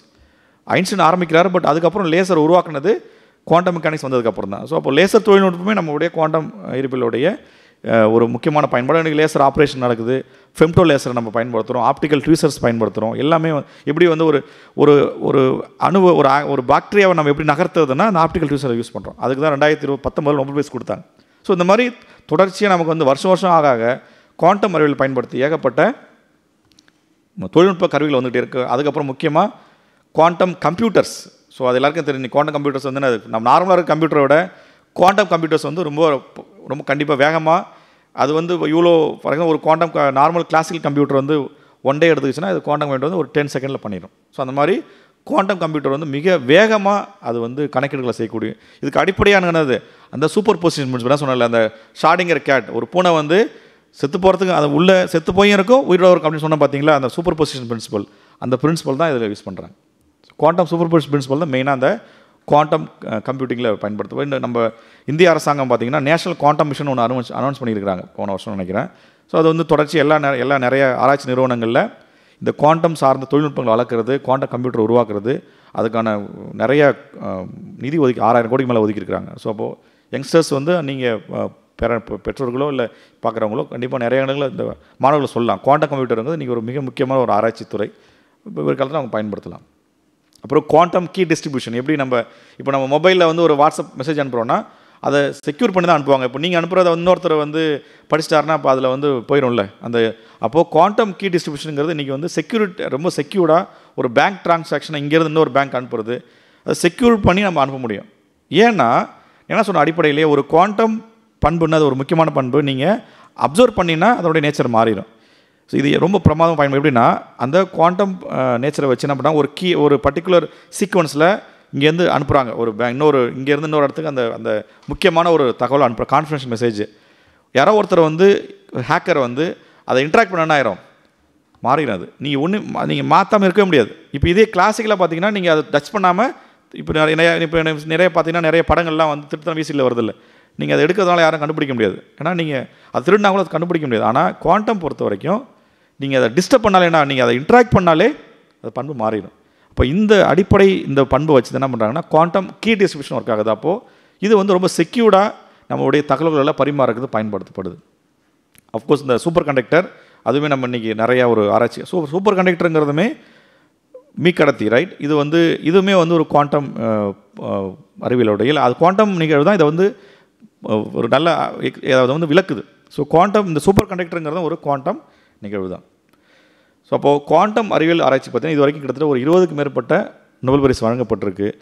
இன்னும் வந்து தொடர்ச்சியாக குவாண்டம் அறிவியலுங்கிறது அது வந்து ஒரு க்ளோஸ்டான ஒரு அறிவு. இது வந்து இன்னும் ஆராய்ச்சி பண்ணிக்கிட்டே இருக்கிறாங்க. நிறைய புது நான் சொன்னதுங்கிறது ஒரு சும்மா ஒரு ஹிண்ட்டு தான். இப்போ இன்னும் வந்து நீங்கள் 10 மணி நேரம் கொடுத்தா கூட குவாண்டம் அறிவியல் பேசுகிறதுக்கான நிறைய கண்டென்ட் இருக்குது, நிறையா விஷயங்கள் இருக்குது.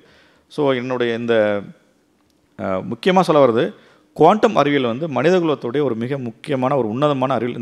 இந்த நூற்றாண்டில் உருவாக்கப்பட்ட ஒரு மிக முக்கியமான ஒரு அறிவியல் கோட்பாடு. அது உருவாக்குனது அந்த ஃபோட்டோ பார்த்தீங்கன்னா அந்த குரூப் ஃபோட்டோவில் இருக்கும் தான் அதில் இருக்கிறாங்க. ஸோ நம்ம உண்மையிலே வந்து நம்ம வி ஹவ் டு தேங்க் அந்த கிரேட் மைண்ட்ஸ்லாம் நம்ம வந்து தேங்க் பண்ணோம். அவங்களுடைய அந்த கடின உழைப்பு தான் நமக்கு இன்றைக்கி நம்ம கையில் வந்து கேட்ஜெட்டாக வந்திருக்கு, நம்மளுடைய டச் ஸ்க்ரீனாக வந்திருக்கு, லேசிக் டெக்னாலஜியாக வந்திருக்கு, குவாண்டம் கம்ப்யூட்டராக வந்திருக்கு. ஸோ எல்லா வகையான இந்த மாதிரியான தொழில்நுட்பங்களுக்குமான ஒரு அடித்தளமிட்டது வந்து இந்த குவாண்டம் அறிவியல் தான். ஸோ அதனுடைய பயன்பாடு தான் குவாண்டம் தொழில்நுட்பமாக இருக்குது. ஸோ அதை இதெல்லாம் நம்ம இதை நம்ம வந்து உணரணும், இதை அடுத்த கட்டத்தை கொண்டு போகணும் அப்படின்றதோடைய ஞாபகார்த்தமாக தான் இந்த ஐநா சபை வந்து இந்த வருஷத்தை சர்வதேச குவாண்டம் அறிவியல் மற்றும் குவாண்டம் தொழில்நுட்பத்தை ஆண்டதாக வளர்ந்துருக்கு. ஸோ அதை வந்து நம்ம பொதுமக்களுக்கும் மாணவர்களுக்கும் கொண்டு போகணுங்கிறத என்னோட வேண்டுகோள். நன்றி, வணக்கம்.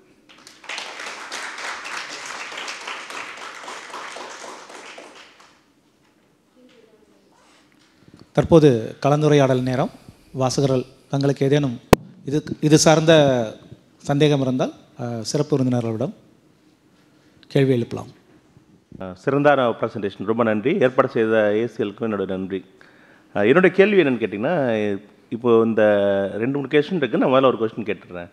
இந்தியர்களுடைய பங்களிப்பு இது ரொம்ப இந்த ஆய்வில் இந்தியர்களுடைய பங்களிப்பு எந்த அளவில் இருந்தது ஆரம்பத்திலேயோ அல்லது இப்போது சமீபத்திலேயோ, அதை பற்றி ஏதாவது ஒரு 2 தகவல்கள் நீங்கள் சொன்னால் நல்லாயிருக்கும்னு நினைக்கிறேன். ஸோ இந்தியாவோட பங்களிப்பு பார்த்தீங்கன்னா ஆரம்பத்தில் குவாண்டம் அறிவியல் உருவாகிற அந்த காலத்திலே SN போஸ், சத்யேந்திரநாத் போஸ் அப்படின்ற ஒரு மேற்கு வங்காள இயற்பியல் அறிஞர் வந்து எப்படி மேக்ஸ் பிளாங்க் நான் ஆரம்பத்தில் 1900 வந்து முதல் வித்தைட்டுன்னு சொன்னால, அவர் அந்த கரும்பொருள் கதிர்வீச்சு அப்படின்ற ஒரு கோட்பாடை கொடுத்ததுக்கப்புறம் அதை ஒரு இன்னொரு விதத்தில் அதை உருவாக்கி ஐன்ஸ்டீனுக்கு வந்து இங்கே அப்போ அவர் வந்து ஒரு ஸ்டூடெண்ட் தான், ஒரு சாதாரண ஒரு ஆசிரியர். அவர் வந்து ஐன்ஸ்டீனுக்கு லெட்டர் போட்டு அந்த கோட்பாடை வந்து ஐன்ஸ்டீன் வந்து ஜெர்மனில் மொழிபெயர்த்து அவங்களுடைய அதில் போடுறார். ஸோ குவாண்டம் அறிவியல் உருவாகும் பொழுதே எஸ்என் போஸ் அப்படின்ற ஒரு இந்தியருடைய பங்களிப்பு வந்து அதில் இருக்குது அப்படின்றது ஒரு விஷயம். அதுக்கப்புறம் தொடர்ச்சியாக அப்புறம் 1930களில் சர் சி வி ராமன் அவர் டேரக்டியாக வந்து குவாண்டம் அறிவியலில் பங்களிக்கலாம் கூட இந்த ராமன் விளைவுங்கிறது வந்து லேட்டராக வந்து அது குவாண்டம் அறிவியலை வச்சு தான் நம்ம ரொம்ப தெளிவாக விளக்க முடிஞ்சுது.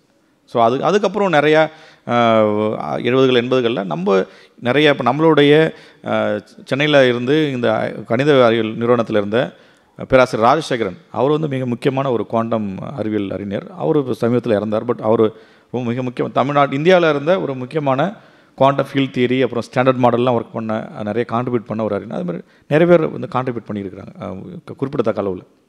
அண்ட் இந்த நீல்ஸ் போர், பால் டிராக் இவங்க எல்லாருமே சென்னைக்கு வந்திருக்கிறாங்க.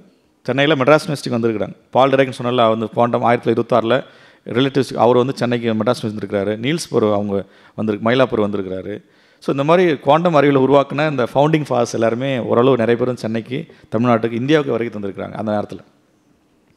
சார் சொல்லுங்கள். இப்போ வந்து இந்த குவாண்டம் இது வந்து பார்த்திங்கன்னா அது ஒரு நிலையாகவே இல்லை.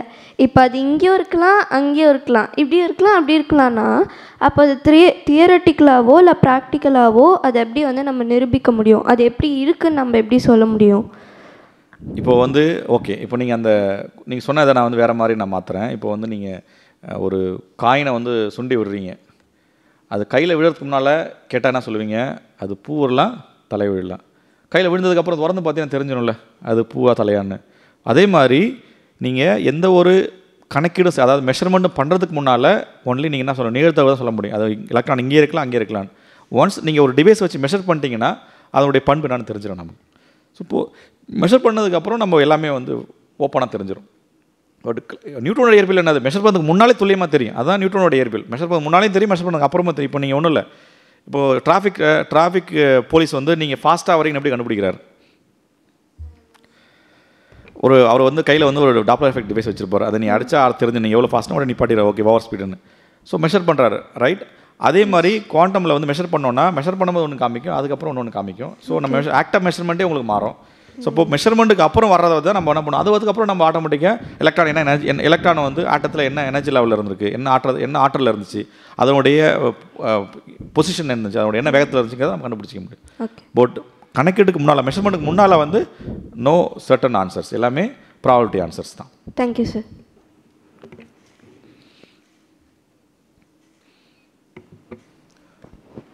Hello. Quantum science is used in psychology, sir. Quantum? For psychology, human psychology. Human psychology, எனக்கு மிக தெரியல. ஆனால் but quantum states, quantum mechanics சைக்காலஜியில் எனக்கு தெரிஞ்ச வரைக்கும் இல்லை. மேபி ஆனால் பட் அதுக்காக வந்து இல்லைன்னு சொல்ல முடியாது. பட் மேபி யாராவது பண்ணிகிட்ருக்கலாம் இது. ஆனால் பட் குவாண்டம் இதை வந்து இன்றைக்கி பயாலஜியில் ரொம்ப பிரமாதம் யூஸ் பண்ணுறாங்க. அதான் இப்போ தான் ரொம்ப ரபிமாக இருக்குது. பட் குவாண்டம் சைக்காலஜியில் யூஸ் பண்ணுற மாதிரி எனக்கு தெரியல. மனுஷ மனம்ங்கிறது வந்து ரிலேட்டிவாக தானே சொல்கிறாங்க. அது வேறு, அது இது இந்த ரிலேட்டிவ் வேறு, அந்த ரிலேட்டிவ் வேறு. அது வந்து இது வந்து சப்ஜெக்டிவ். நீங்கள் சொல்கிறது எல்லாமே நம்ம சொல்கிற எல்லாமே இந்த வினோதமான பண்புகள் எல்லாத்துக்குமே வெல் டிஃபைன்டான scientific theory, well defined mathematical theory. நம்ம மனித மனம், வாழ்க்கை, நிம்மதி அதெல்லாம் வந்து முழுக்க முழுக்க சப்ஜெக்டிவ். அது உங்களுக்கு ஒன்று நீங்கள் சொல்கிறது வந்து எனக்கு இதுதான் நிம்மதினு சொல்ல இன்னொருத்தர், அது வந்து அப்படி கிடையாது.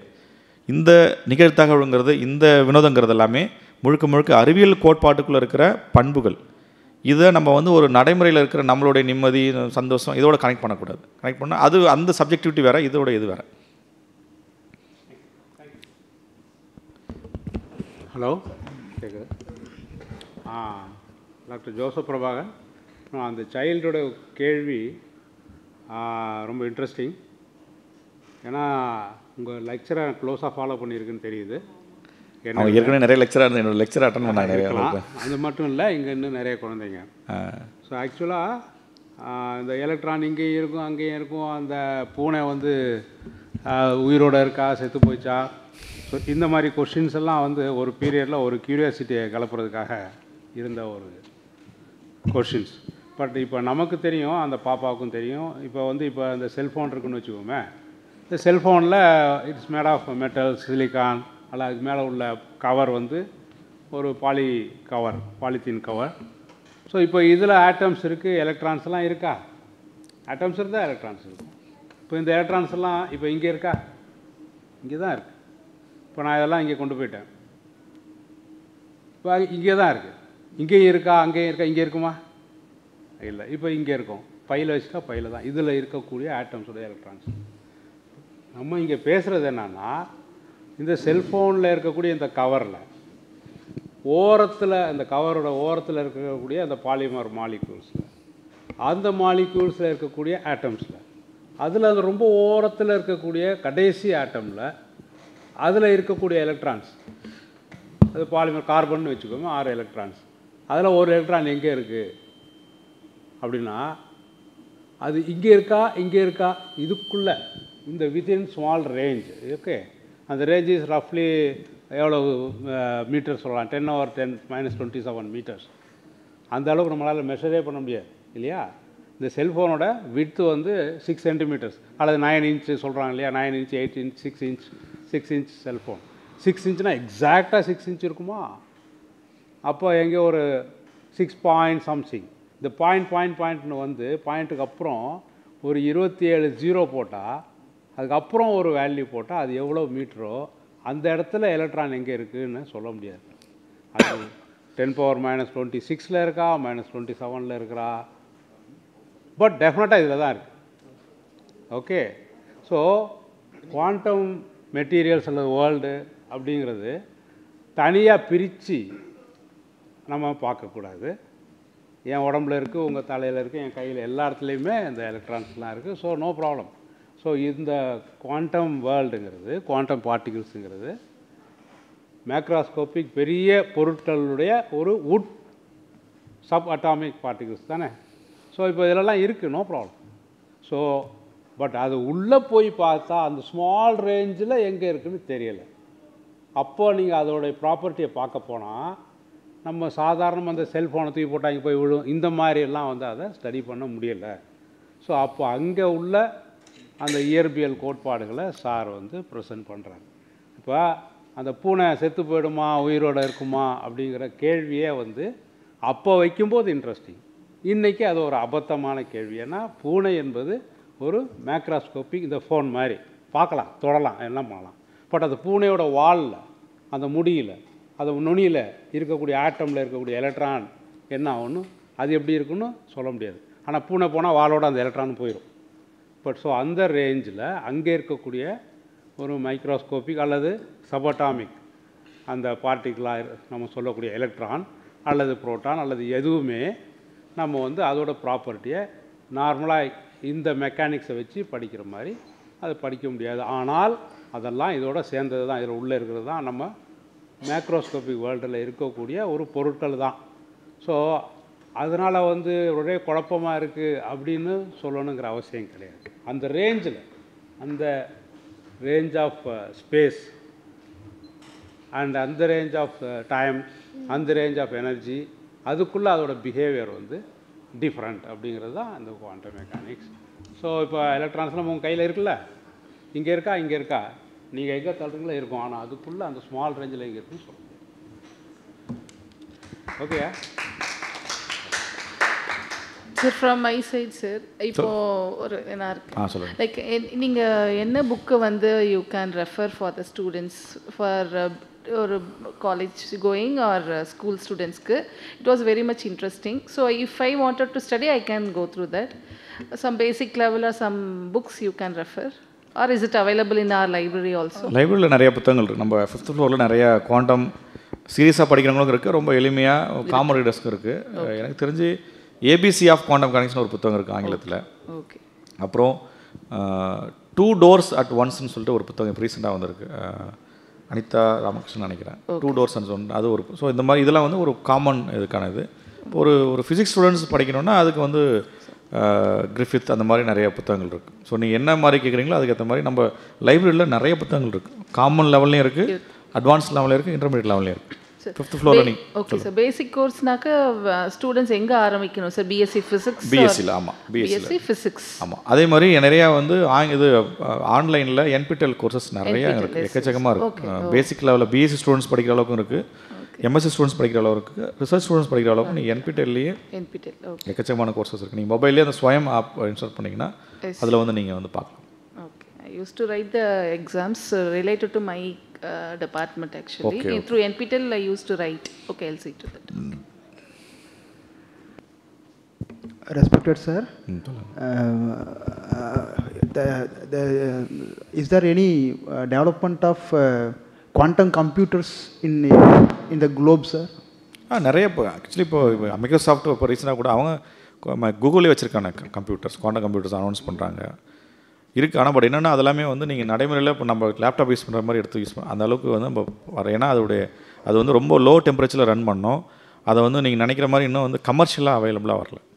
ஸோ அதுக்கு மேபி டேக் டைம். இன்னும் நிறைய சேலஞ்சஸ் இருக்குது. மெயினாக பார்த்தீங்கன்னா அந்த படத்தில் கூட காமிச்சிருப்பேன், அதோடைய இது பார்த்தீங்கன்னா அவ்வளோ பெரிய, பார்த்தீங்களா அது எவ்வளோ பெருசாக இருக்குது பாருங்கள். ஸோ அந்த மாதிரி மைக்ரோசாஃப்ட் வச்சுருக்காங்க, கூகுள் வச்சுருக்காங்க. So affordable.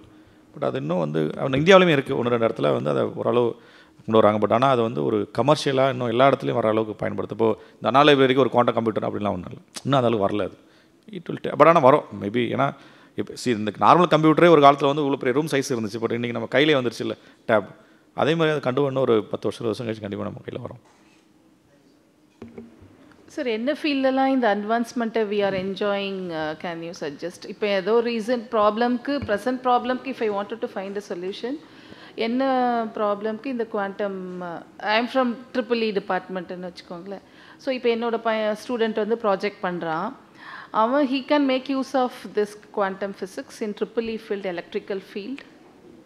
கண்டிப்பாக நீங்கள் என்ஜினியரிங்கில் வந்து நீங்கள் பார்த்தீங்கன்னா எல்லா நிறையா இப்போது நீங்கள் இன்ஜினியரிங்கில் வந்து நானோ டெக்னாலஜி வந்து ரொம்ப ரொம்ப யூஸ் பண்ணுது. அப்போ நீங்கள் நானோ லெவலில் நீங்கள் வந்து ஒரு சென்சார்ஸ் பண்ணோம் அப்படின்னா எலக்ட்ரானிக்கில், இப்போ வந்து EEE ஃபீல்டுன்னு வச்சிங்களேன். ஒரு எக்ஸாம்பிள்ஸ் கொடுக்குறேன்னு, ரீசெண்டாக ஒரு ஃபியூ மந்த்ஸ்க்கு முன்னாடி நான் பார்த்தேன். என்னென்னா இப்போ நம்ம வீட்டில் வந்து மிளகு யூஸ் பண்ணுவோம், மிளகாய் யூஸ் பண்ணுவோம். ஒரு சில மிளகாயில் பார்த்தீங்கன்னா குண்டாக இருக்கிற மிளகாய் வந்து ரொம்ப காரமாக இருக்கும், நம்ம ஊரில் நீட்டு மிளகாய் காரம் கம்மியாக இருக்கும். இப்போ ஒரு மிளகாவுக்கும் பாவம் பையன் ரொம்ப இது பண்ணான்னு நினைக்கிறேன்.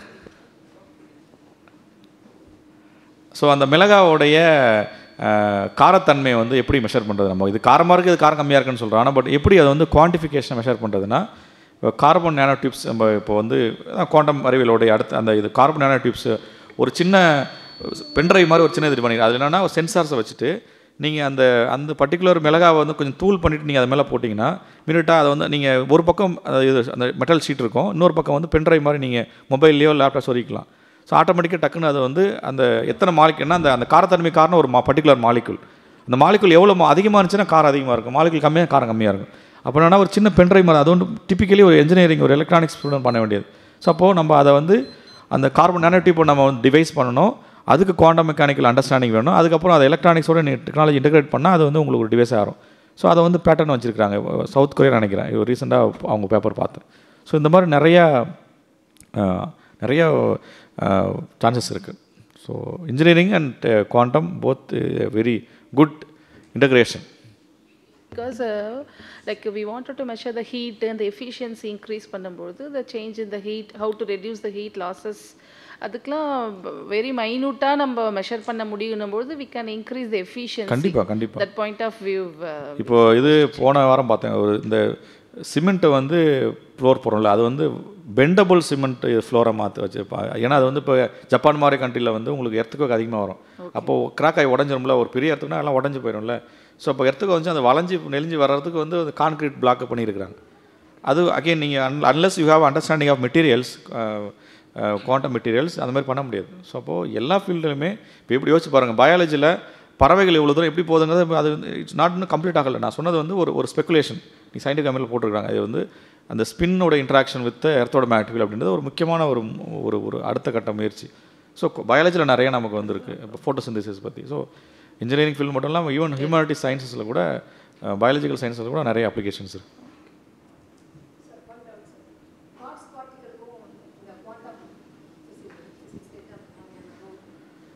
குவாண்டம் அறிவியலுடைய அடுத்த கட்ட ஒரு இதுதான் குவாண்டம் புல கோட்பாடு, குவாண்டம் ஃபீல்ட் தியரி. அந்த குவாண்டம் ஃபீல்ட் தியரியோட ஒரு அனதர் ஆர்னமெண்ட் தான் ஸ்டாண்டர்ட் மாடல், நிலை மாதிரின்னு சொல்லுவோம். அதில் வந்து இந்த எப்படின்னா இப்போ குவாண்டம் அறிவியலில் அடிப்படையாக வந்து எலக்ட்ரான், புரோட்டான், நியூட்ரான். அப்புறம் எலக்ட்ரான் வந்து ஃபண்டமெண்டல் அடிப்படை துகள், புரோட்டான் வந்து 3 குவார்க்குகள் ஆனது, அதேமாதிரி நியூட்ரானும் 3 குவார்க்குகள் ஆனதுன்றாங்க. அப்போ அதுக்கப்புறம் அதுக்கு கீழே போகிறாங்க. இப்போ இந்த எலக்ட்ரான் புரோட்டான்களாம் நிறை அப்படின்ற ஒன்று எங்கேருந்து வந்திருக்குன்னு கேள்வி வைக்கும்போது தான் மாசுங்க நிறைங்கிறது யாரை கொடுத்துருப்பா, எப்படி வந்திருக்குன்னு கேள்வி தான் அந்த ஹிக்ஸ் போசான். அது வந்து ஹிக்ஸ் போசான் தான். அது வந்து நம்ம வந்து மீடியாக்கள், அதாவது இந்த பத்திரிகை உலகங்களை வந்து அந்த காட் பார்ட்டிகள் மாற்றிட்டாங்க. அது வந்து அந்த கண்டுபிடிச்சவர் அவர் கேட்கும்போது இட்ஸ் காட் டேம் பார்ட்டிகல்னு சொன்னார்.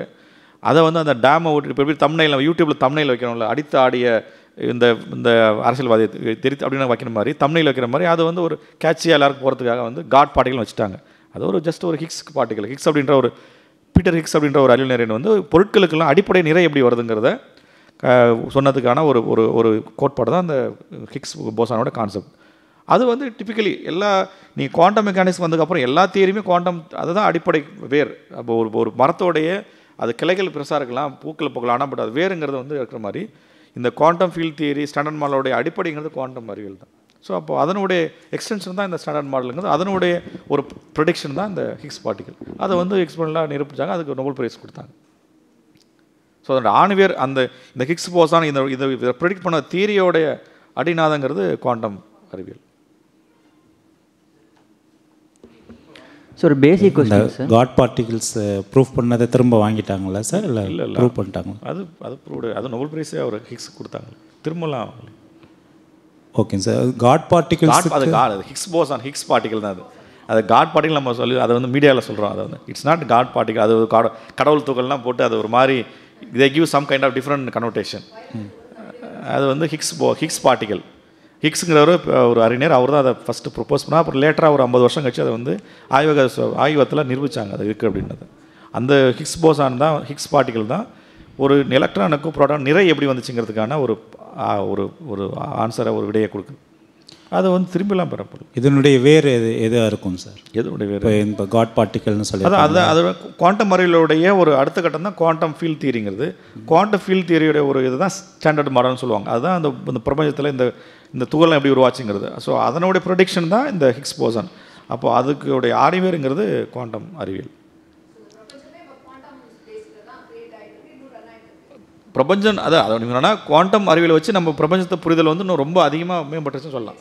ஆமாம், அஃப்கோர்ஸ் நம்ம இன்னமும் ராக்கெட் அனுப்புறதுக்கு நியூட்டன் தான் யூஸ் பண்ணுறோம். நம்மளோட நடைமுறை வாழ்க்கையில் கிரிக்கெட் எல்லாமே வந்து நியூட்டனோட அறிவியல் தான் யூஸ் பண்ணுறோம். பட் அதாவது இது எப்படி தான் நீங்கள் புரிஞ்சுக்கணும். அப்போ ஓகே, குவாண்டம் தான் மற்ற எல்லாம் தப்புன்னு சொல்ல வரல. குவாண்டம் வந்து நியூட்டன் தவறுன்னு ப்ரூவ் பண்ணல. குவாண்டம் வந்து நியூட்டன் எங்கே வந்து தப்பாக இருக்கோ அங்கே வந்து அதை வந்து அதோடைய டேக் ஓவர் பண்ணிச்சு. ஸோ அப்போ இது எல்லா தியரியுமே சேர்ந்தது தான் இந்த பிரபஞ்சத்தை பற்றியான முழுமையாக பண்ணி ஐன்ஸ்டீனுடைய சார்பியல் கோட்பாடு தான் வந்து ஒரு நட்சத்திரம் எப்படி வந்து பிஹேவ்னு சொல்லக்கூடியது.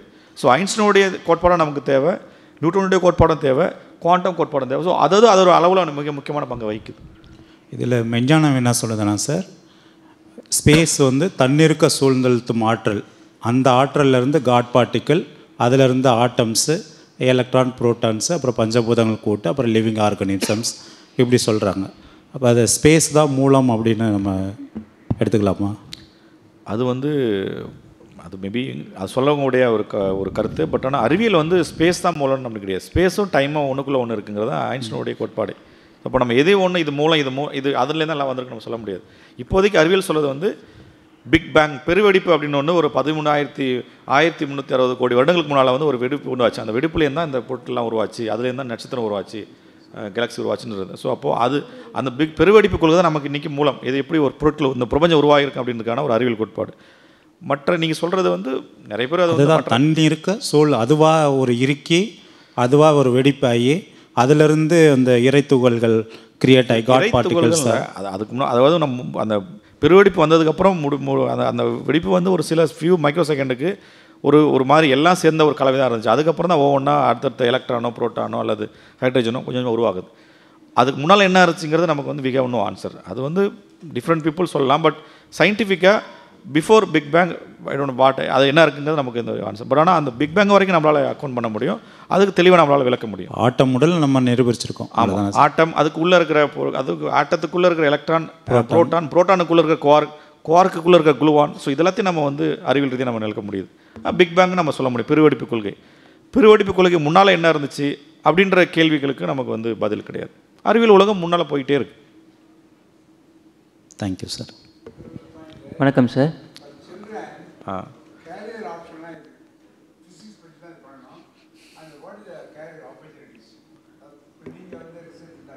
நான் ஒரு அறிவியல் ஆசிரியர், அறிவியல் எழுத்தாளர். ஆனால் பட் என்ன இந்த குவாண்டம் அறிவியல் என்னென்னலாம் ஆராய்ச்சி பண்ணக்கூடியதுன்னு நாங்கள் வந்து நான் படிக்கிறேன். அதை வந்து பொதுமக்களுக்கோ மாணவர்களுக்கும் நான் வந்து கொண்டு போகிறேன். அது என்னோடய வேலை. கண்டிப்பாக அதான் இப்போ குவாண்டம் பயாலஜி, இப்போ நிறைய பேர் பயாலஜி முடித்தவங்க அப்படின்னா நம்ம ஃபிசிக்ஸ் முடித்தவங்க ஃபிசிக்ஸில் மட்டும் பண்ணிகிட்டு இருப்பாங்க. இப்போலாம் அதெல்லாம் உடஞ்சிருச்சு. ஏன்னா இயற்கைக்கு அப்படி ஒரு வேறுபாடு கிடையாது. நம்ம தான் வந்து நீ தமிழ் நீ தெலுங்குன்னு சொல்லுவோம், பட் இயற்கைக்கு அப்படி இல்லை, மனிதர்கள் தான். அதே மாதிரி அறிவியலுக்கும் இது வந்து எலக்ட்ரான், இது வந்து செல்லாம் கிடையாது, அது வந்து ஒன்றா தான் இயங்குது. அப்போது நம்ம இன்றைக்கி வந்து கொஞ்சம் கொஞ்சமாக அதெல்லாம் உடஞ்சிருச்சு. இன்டர்டிசிப்ளினரி ரிசர்ச்னு சொல்கிறோம்ல, அதாவது இப்போ ஃபிசிக்ஸ் படித்தவன் கெமிஸ்ட்ரியில் இருக்கான், கெமிஸ்ட்ரி படித்தவன் பயாலஜியில் இருக்கான், பயாலஜி படித்தவன் குவாண்டமில் இருக்கான். ஸோ குவாண்டம் பயாலஜி, குவாண்டம்ங்கிறது இயற்பியல் தான் உருவாச்சு. ஆனால் நீ குவாண்டம் பயாலஜிங்கிற ஒரு அறிவியல் கோட்பாடு வந்திருக்குல்ல, நம்ம எப்படி ஒளிச்சேர்க்கை வருதுன்னு புரிஞ்சுக்க ட்ரை பண்ணுறோம், எப்படி வந்து ரிபோசோம் ஃபோல்டிங் எப்படி வருதுன்னு படிக்கிறோம். அப்போது இந்த குவாண்டம் நீங்கள் படிச்சிங்கன்னா நீங்கள் நிறைய பேர் எனக்கு தெரிஞ்சு இந்தியாவிலேருந்து நிறைய பேர் மற்ற நாடுகளுக்கும் போயிட்டு குவாண்டம் உயிரியல் பற்றி ஆராய்ச்சி பண்ணுறாங்க. ஸோ அது வந்து எல்லா பக்கமும் நீங்கள் விரிவடைஞ்சிட்ருக்கு.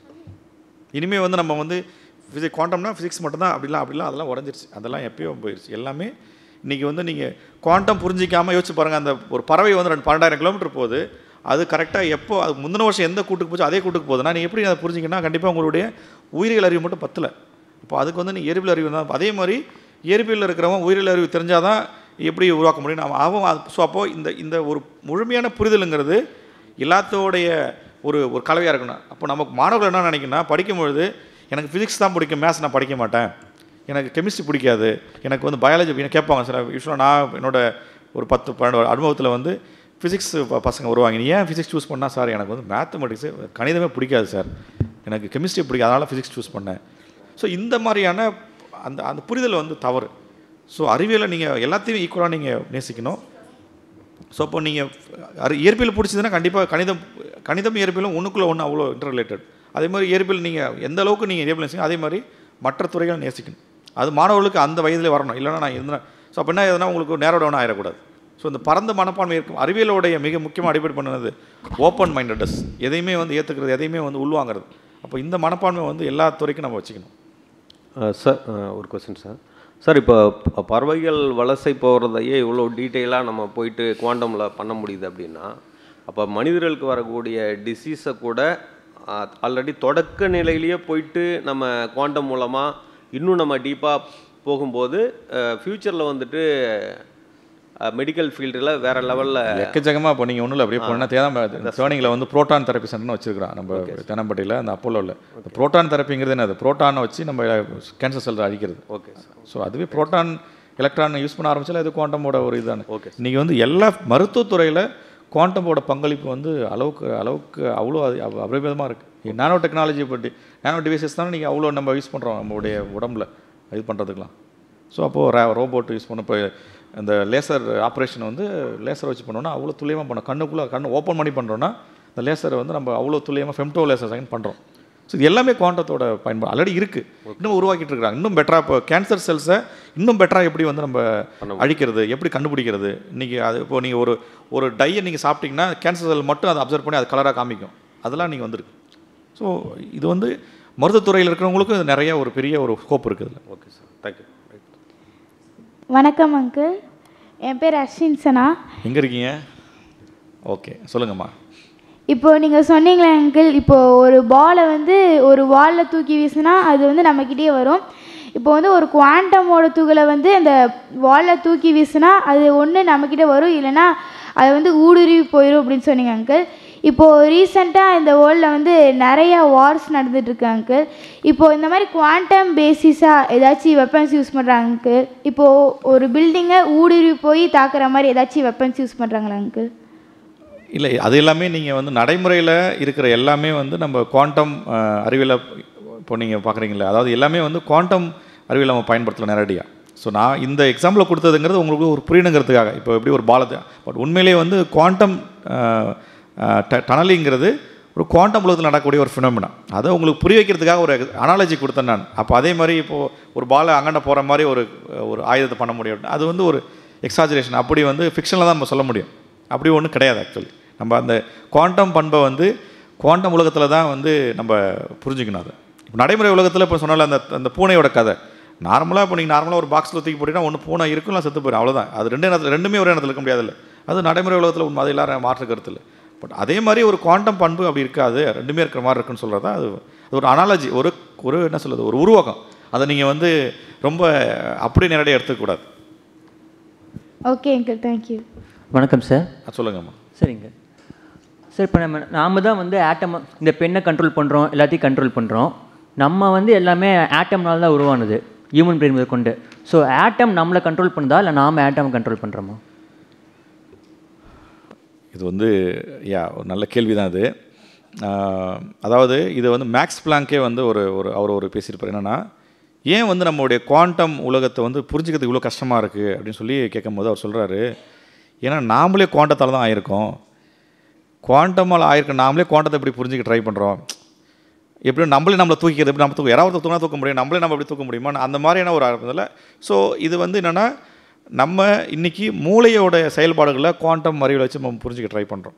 ஸோ மருத்துவ உலகம் மூளையை பார்க்குறது வேறு. இன்றைக்கி நம்ம இன்னும் எப்படி இப்போ மூளைங்கிறது என்னது, நிறையா நியூரான் கனெக்ஷன் தான் வந்து நமக்கு என்னென்னு பார்த்தீங்கன்னா உங்களுக்கு வந்து ஒரு நினைவுன்னு சொல்கிறோம். ஸோ இப்போ அந்த நியூரான்ஸோடைய செயல்பாடுகளை நம்ம வந்து குவாண்டம் அறிவியல் வச்சு நம்ம புரிஞ்சுக்க ட்ரை பண்ணுறோம். ஸோ அப்போது அது இன்னும் முழுமை அடையலை. ஏன்னா நம்மளுடைய மூளையோட செயல்பாடுங்கிறது ரொம்ப ரொம்ப காம்ப்ளிகேட்டடான விஷயம். ஆனால் பட் நிறைய முன்னேற்றம் வந்திருக்கு அதில். ஸோ அப்போ நம்மளுடைய பாடியில் இருக்கிற நிறைய உயிரியல் செயல்பாடுகளை கூட குவாண்டம் அறிவியல் வச்சு நம்ம படிக்கிற அந்த முயற்சி, இந்த குவாண்டம் பயாலஜி இன்றைக்கி ரொம்ப போயிட்டுருக்கு. ஸோ அப்போ அது முழுமையடைச்சுன்னு சொல்ல முடியாது. பட் ரியலி அது நீங்கள் 100 வருஷத்துக்கு மேலே இருக்கிறத விட நீங்கள் நிறைய ப்ரோக்ரஸ் ஆகிருக்கு. மற்றபடி ஏன்னா நீங்கள் சொன்ன மாதிரி ஒரு பேனாவையோ ஒரு மொபைலையோ நம்ம முழுமையாக புரிஞ்சுக்கிட்டோம். ஆனால் பட் உயிருள்ள ஒரு அணுக்களை, அதாவது உயிர் இருக்க ஒரு பாடியில் இருக்கிற ஒரு அணுக்களை புரிஞ்சுக்கிறதுங்கிறது ஏன்னா ரொம்ப ரொம்ப டிஃபிகல்ட். ஏன்னா இங்கே ஒரு மொபைலில் இருக்கிற ஒரு ஆட்டம் எலக்ட்ரானை ஈஸியாக நீங்கள் பார்த்துட முடியாது, எப்படி இன்ட்ராக்ட் பண்ண சொல்ல முடியும். ஆனால் உயிருள்ள இதில் வந்து உங்களுக்கு அது வெறுமனே ஆட்டம் மட்டும் இல்லை, அது உங்களுக்கு மேலே இருக்கிற அந்த செல்கள் இருக்குது. அப்போ இது எல்லாத்தையும் சேர்ந்து புரிஞ்சுக்கிறா மட்டும்தான் அதனுடைய மூளையோட பண்பு விளக்க முடியும். ஸோ இது வந்து இருக்கிறதே கொஞ்சம் கடினமான ப்ராப்ளம். பட் அதில் நிறைய ஆராய்ச்சி பண்ணிகிட்டு இருக்கிறாங்க, இன்றைக்கி நியூரான் அளவில் பண்ணிகிட்டு இருக்கிறாங்க. நன்றிங்க சார். சார் ஒரு கொஷின். சொல்லுங்கள் சார். இப்போ யூனிஃபிகேஷன் தியரி பற்றி ஒரு கொஷின்னு. ஸோ நம்ம வந்து சொல்லிகிட்டு இருக்காங்களே, ஸோ ஜென்ரல் ரிலேட்டிவிட்டியும் குவாண்டம் மெக்கானிக்ஸையும் வந்து என்னென்னா நம்ம யூனிஃபை பண்ணுறதுக்கு வந்து என்னென்னா ட்ரை பண்ணிகிட்ருக்கோம் அப்படின்றாங்க. நம்ம இப்போ குவாண்டம் தியரியே வந்து என்னென்னா ரொம்ப ஸ்ட்ரகிள் பண்ணிகிட்ருக்கோம். உண்மையாகவே அந்த யூனிஃபைட் தியரி வந்து பாசிபிளா சார்? ஆக்சுவலி யூனிஃபைடு தியரி வந்து நிறைய இடங்கள் வந்திருக்கு. ஆனால் என்னென்னா ஃபஸ்ட்டு குவாண்டம் மெக்கானிக்ஸை ரிலேட்டிவிட்டியோட கனெக்ட் பண்ணது பால் டிராக். அவர் என்ன பண்ணார்னா, ஐன்ஸ்டீனுடைய ஸ்பெஷல் ரிலேட்டிவிட்டியும் குவாண்டம் மெக்கானிக்ஸையும் மெர்ஜ் பண்ணி ரிலேட்டிவிஸ்டிக் குவாண்டம் மெக்கானிக்ஸ் உருவாக்கினார். ஸோ ஒரு வகையில் பாதி சக்ஸஸ் ஆயிடுச்சு. ஆனால் ஜென்ரல் ரிலேட்டிவிட்டியும் குவாண்டம் மெக்கானிக்ஸ் கனெக்ட் பண்ணுற அதை யூனிஃபை பண்ணுற மாதிரி ஒரு தியரி வரல. அதுக்கு மாற்றாக தான் இன்றைக்கி ஸ்ட்ரிங் தியரி நிறைய மாற்றது. ஆனால் பட் இன்னமும் வந்து ஐன்ஸ்டீனுடைய பொதுச்சார்பியல் கோட்பாடையும் குவாண்டம் அறிவியல் கோட்பாடையும் அது யூனிஃபை பண்ணுற அளவுக்கான அந்த முயற்சி வந்து உலகம் முழுக்க பெரிய பெரிய அறிவியல் ஆராய்ச்சி நடந்துகிட்டு இருக்கு. பட் அது இன்னும் சக்ஸஸ்ஃபுல்லாக வரல. அது வந்துச்சுன்னா எப்படி வந்து ஒரு குவாண்டம் ஸ்டீஃபன் ஹாக்கிங் கூட அதில் வந்து ட்ரை பண்ணார். அவருடைய ஸ்டீஃபன் ஹாக்கிங் ரேடியேஷனே அந்த ஒரு குவாண்டம் இயற்பியலை வந்து ரிலேட்டிவிட்டி கோட்பாடுக்கு அப்ளை பண்ணாதான். பட் ஆனால் அது வந்து ஒரு மிகப்பெரிய ஒரு சக்ஸஸாக இன்னும் வரல. இட்ஸ் அகைன் இதுதான் ரொம்ப முக்கியமான ஒரு ரிசர்ச் ஃபீல்டு. அது ரெண்டுத்தையும் யூனிஃபை பண்ணுறது. மற்றபடி எலக்ட்ரோமேட்டிக் தியரியும் ஸ்ட்ராங் நியூக்ளியர் ஃபோர்ஸ் எல்லாம் யூனிஃபை பண்ணிட்டாங்க. பட் இந்த ரெண்டுமே, இந்த கிராவிட்டி அண்ட் குவாண்டம், ஸோ ரெண்டுத்தையுமே வந்து அவங்களால வந்து யூனிஃபை பண்ண முடியல. அது வந்து நிறைய மற்ற ஆல்டர்னேட்டிவ் தியரி வந்திருக்கு. பட் அது இன்னும் சாத்தியப்படல. சார் இன்னொரு கொஸ்டின், குவாண்டம் கம்ப்யூட்டிங் பற்றி. ஸோ நீங்கள் சொன்னீங்க இப்போதைக்கு வந்து என்னென்னா ஏர்லி ரிசர்ச் ஃபேஸில் தான் இருக்குதுன்னு. இது இண்டஸ்ட்ரியலைஸ் ஆக இன்னும் எவ்வளவு நாட்கள் எதிர்பார்க்கலாம் சார்? இப்போவே வந்து நம்ம ப்ரிப்பேர் பண்ணுறது வந்து கரெக்டான இது இப்போது மற்ற பெரிய பெரிய கூகுள் அந்த மாதிரிலாம் வச்சுருக்குறாங்க. ஆனால் பட் இது வந்து இண்டஸ்ட்ரியலாக ஒரு கமர்ஷியலாக வர்றதுக்கு அது ஏன்னா அது இப்போ இந்தியாவில் வந்து இன்னும் கொஞ்சம் நம்ம இன்னும் அந்தளவுக்கு கூட நம்ம இன்னும் போகலை. ஸோ அது இன்னும் இப்போ தான் வந்து நம்ம நேஷனல் ஸ்டேஜில் இருக்கோம். மேபி இது வந்து ஒரு 10 to 15 இயர்ஸ்க்கு மேலே கூட ஆகலாம். பட் என்னால் சொல்ல முடியல. But at least it will take this much time. ஒரு 15-20 இயர்ஸ் வந்து குறைந்தபட்சம் உங்களுக்கு வந்து இது ஒரு எல்லா இடத்துலையும் இப்போ எப்படி ஒரு டெம் இன்ஸ்ட்ருமெண்ட்டு டிரான்ஸ்மிட் எலக்ட்ரான் மைக்ரோஸ்கோப்பி இருக்கிற மாதிரி அது இருக்கிறது மேபி இன்னும் கொஞ்சம் 1 or 2 decades ஆகலாம். Okay, thank you sir. Sir, quantum தியரியினுடைய எக்ஸ்பென்ஷன் தான் டைம் ட்ராவல், அதனுடைய டெக்னாலஜியும் டெவலப் பண்ணிட்டு இருக்காங்களா? Expansion of quantum theory. Time travel வந்து முழுக்க முழுக்க ரிலேட்டிவிட்டி தியரியோட இது. குவாண்டம் தியரிக்கும் டைம் ட்ராவலுக்கும் எந்த தொடர்பும் இல்லை. ஐன்ஸ்டீனுடைய ரிலேட்டிவிட்டி தியரியில் தான் அந்த டைம் ட்ராவலுங்கிற கான்செப்டே வந்துச்சு. அது இன்னமும் வந்து டைம் ட்ராவலுங்கிற அந்த ஒரு இதை வந்து எல்லோரும் கேட்டுகிட்டே இருப்பாங்க. பட் டைம் ட்ராவலுங்கிறது நம்ம அது வந்து ஃபிக்ஷனில் நிறையா வந்து கேட்குறதுக்கு ரொம்ப ரொம்ப நல்லாயிருக்கும். அது என்னென்னா, நான் வந்து என்னுடைய தாத்தா காலத்தில் போயிட்டு நான் என்னோடய தாத்தாவோடைய ஃபஸ்ட்டு பொண்ணு பார்க்குற அந்த பொண்ணை நான் வந்து அவர் கட்டி வைக்க போகிறேன் இப்படிலாம் சொல்கிறது ரொம்ப இன்ட்ரெஸ்டிங். பட் நம்ம வந்து நம்ம தாத்தா காலத்தில் போகிறதுங்கிறது நம்ம கேட்க நல்லாயிருக்கும். பட் அப்படி ஒரு அறிவியல் கோட்பாடு ரீதியாக அப்படி பாசிபிள் கிடையாது. நம்மளால் வந்து இறந்த காலத்துக்கு போக முடியாது. நம்மளால் வந்து அது ஸோ இன்றைக்கி நம்ம ப்ரெசென்ட்டில் இருக்கோம். ஸோ இதுலேருந்து நீங்கள் இப்போ இறந்த காலத்துக்கு போகணுன்னா நீங்கள் வந்து அறிவியல் கோட்பாடுகளை வயலேட் பண்ணணும். நீங்கள் வந்து அதை முறியடிக்கணும். அப்படி வந்து ஒரு சாத்தியம் நீங்கள் வரைக்கும் இல்லை. அது வந்து நம்ம ஒரு ஃபிக்ஷனில் இந்த மாதிரியான ஒரு நாவல் அப்படி எழுதுகிறாங்க. பட் டைம் ட்ராவலுங்கிறது அறிவியல் ரீதியாக சாத்தியம் இல்லாத ஒன்று. ஆனால் என்ன இதில் ரொம்ப இன்ட்ரெஸ்டிங்னா, எதிர்காலத்துக்கும் நிகழ்காலத்து தொடர்பு இருக்குது. இப்போ நீங்கள் வந்து ஒரு இரவு வானத்தில் வந்து நட்சத்திரத்தை பார்க்குறீங்கன்னா, இப்போது திருவாதிரை நட்சத்திரம் நம்ம பார்க்குறோம். எல்லாருக்கும் தெரியும் திருவாதிரை நட்சத்திரம் பட்டல் ஜூஸ்னு சொல்கிறோம். அதை ஓகே நட்சத்திரம் எங்கே இருக்குன்னு சொல்லணும்னு வச்சுக்கோங்க. இப்போ மே மாதம் 31 அது எங்கே இருக்குன்னா, நமக்கு அது வந்து மே மாதம் 31 2025. ஆனால் அது உண்மையிலே அந்த ஒளி வந்து அங்கேருந்து ஆரம்பிக்கும் போதுக்கு எப்போ வரும்னா கிட்டத்தட்ட 300 வருஷத்துக்கு மேலே ஆரம்பிச்சிருக்கும் அது. ஸோ அப்போ இன்றைக்கி நம்ம ப்ரெசன்ட் சொல்கிற நமக்கு, ஆனால் உண்மையிலே அந்த நட்சத்திரத்துக்கு அது வந்து 300 வருஷத்துக்கு தாண்டிடுச்சு. ஸோ நான் வானத்தில் இருக்கிற எல்லாமே நட்சத்திரங்கள் எல்லாமே நமக்கு இப்போ நம்ம பார்க்கறது எல்லாமே பாஸ்ட்டு. பார்க்குற எல்லா நட்சத்திரம் என்னது, அது எல்லாமே இட்ஸ் ரியலி 400 வருஷத்துக்கு முன்னாடி 500 வருஷத்துக்கு முன்னாடி 600 வருஷத்துக்கு முன்னாடி இருந்த ஒளி தான் நம்ம பார்த்துட்டு இருக்கோம். ஆனால் நமக்கு அது ப்ரெசன்ட் சொல்கிறோம். இது வந்து ரிலேட்டிவிட்டி படி சாத்தியம். ஆனால் பட் நான் இறந்த காலத்துக்கு போக முடியுமா அப்படின்றதெல்லாம் வந்து சாத்தியம் இல்லாது. அது வந்து நிறைய ஃபிக்ஷனில் அப்படி நிறைய கதைகள் எழுதுறாங்க. நான் வந்து வாம் ஹோலுக்குள்ளே போயிட்டு பிளாக் ஹோல் உள்ள வழி நான் வாம் ஹோல் வெளியில் வரேன். ஸோ இதெல்லாமே வந்து ஒரு குழந்தைங்களுக்கு ரொம்ப சுவாரஸ்யமான ஒரு தகவல்கள் அது. ஆனால் பட் அறிவியல் ரீதியாக சாத்தியம் இல்லை. சார், அடுத்தது நீங்கள் வந்து இங்கே இருந்துட்டு நீங்கள் வீட்டில் இருக்கிற மாதிரி இது பண்ணுறதுக்கு யுவர் பாடியை வந்து போத் வேவ்ஸ் அண்ட் பார்ட்டிகல்ஸாக கன்வெர்ட் பண்ணி ட்ரான்ஸ்ஃபர் டு தட் பிளேஸ் இமீடியட்டாக அங்கே ட்ரான்ஸ்ஃபர் பண்ணிவிட்டு அங்கே வந்து சேம் யுவர் இப்போ இந்த physical body will be there. அது மாதிரி பாசிபிலிட்டி இருக்குன்றாங்க. இல்லை, அது வந்து நம்ம only that is true only quantum உலகத்தில் மட்டும்தான். அதாவது இந்த மாதிரி நடைமுறை உலகத்தில் அது வந்து பாசிபிள் கிடையாது. அது வந்து வராது. ஏன்னா அது இல்லாமல் நம்ம நடைமுறை உலகத்தில் நம்ம எல்லாம் நியூட்டனோட இயற்பியலை தான் நம்ம ஒபே பண்ணுறோம். இவன் வந்து நம்ம பாடியெல்லாம் வந்து அணுக்களாட் ஆனாலும் கூட நம்ம மொத்த பாடியை வந்து நியூட்டனோட இயற்பியலை தான் ஒபே பண்ணுது. அதனால் வி ஹவ் டு தேங்க். இல்லை, அது பார்ட்டிகலாக பிரித்து பிரித்து திரும்ப உங்களை நீங்கள் பிரித்து atoms and waves remove all the complete body physical body transfer to that place assemble it. அப்படி அதான் அந்த மாதிரி வந்து அதான் அப்படி நீங்கள் பிரிச்சிட்டினாலே நீங்கள் அப்படின்றதெல்லாம் எல்லாம் போயிடும்ல. நீ once you separate the atoms and எல்லாம் இப்போ நீங்கள் ஒன்ஸ் நீங்கள் சொல்கிற உங்களோட இது எல்லாம் போயிடும்ல, உங்கள் கான்ஷியஸ் எல்லாம் போயிடும். அது only we have atoms and molecules திரும்ப ஆனால் பட் அதை வந்து நீங்கள் இங்கே இருக்க அதே மாதிரி அங்கே அசோல் பண்ண முடியாது. ஏன்னா உங்கள் அஸ்னஸ் நீங்கள் டிஸ்மண்டில் பண்ணிட்டா அதே துல்லியமாக உங்களால் அசோல் பண்ண முடியாது. அகெயின் அட்டாமிக் ரூல்ஸ் வந்து it will not allow. At least for this field also we need some ethics. Okay, sir. Professional ethics we are studying. Of course for this field we need some ethic based illa sir. Yeah, so otherwise நம்ம misuse பண்ற possibilities எப்படின்னு தான் நிறைய பேர் think பண்ண ஆரம்பிப்பாங்க. For there also we should have some. எல்லா ஃபீல்டுக்குமே we need ethics. Any field we have ethics. And இப்போ நீங்கள் ஜீன் எடிட்டிங்லாம் சொல்கிறாங்க, அதுக்கு வந்து actually we understand gene in a better way.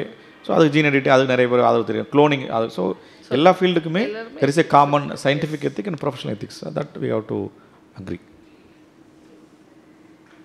So I think ரொம்ப சந்தோஷம், ரொம்ப பிரமாதமான இன்ட்ராக்ட். சொல்லுங்கள் சார், கடைசியாக முடிச்சிடலாம். ஓ, ரொம்ப சந்தோஷம். குவாண்டம் அறிவியல் is mother of all sciences. But awareness கிரியேஷனுக்கு கவர்மெண்ட்டும் உங்களை மாதிரி சயின்டிஸ்டும் இன்னும் எக்ஸ்ட்ரா கிரியேட் பண்ணி வச்சுருந்தாங்க. Reach the message to all the generation, especially youngsters. கண்டிப்பாக we can take interest in the scientific field. இப்போ 20 நோபல் பிரைஸ் வந்திருக்கீங்க, இன்னும் நிறைய நோபல் பிரைஸ் வரும். நம்ம ஸ்கூலில் இருக்கும் நோபல் பிரைஸ் வாங்க நினைப்போம், அப்படி வர வர வர அப்படி தெரிஞ்சு போயிடும் இன்ட்ரெஸ்ட். பட் இப்போ யங்ஸ்டர்ஸுக்கு interest creation you have to people like you. கண்டிப்பாக. But today's lecture 100% successful. ரொம்ப நன்றிங்க. And you communicate very well. ஓ, நன்றி, ரொம்ப நன்றி. அவங்க நம்முடைய இயக்குனர் ரொம்ப நன்றி சொல்லணும். அவங்க தான் வந்து இதை வந்து ரொம்ப நன்றி.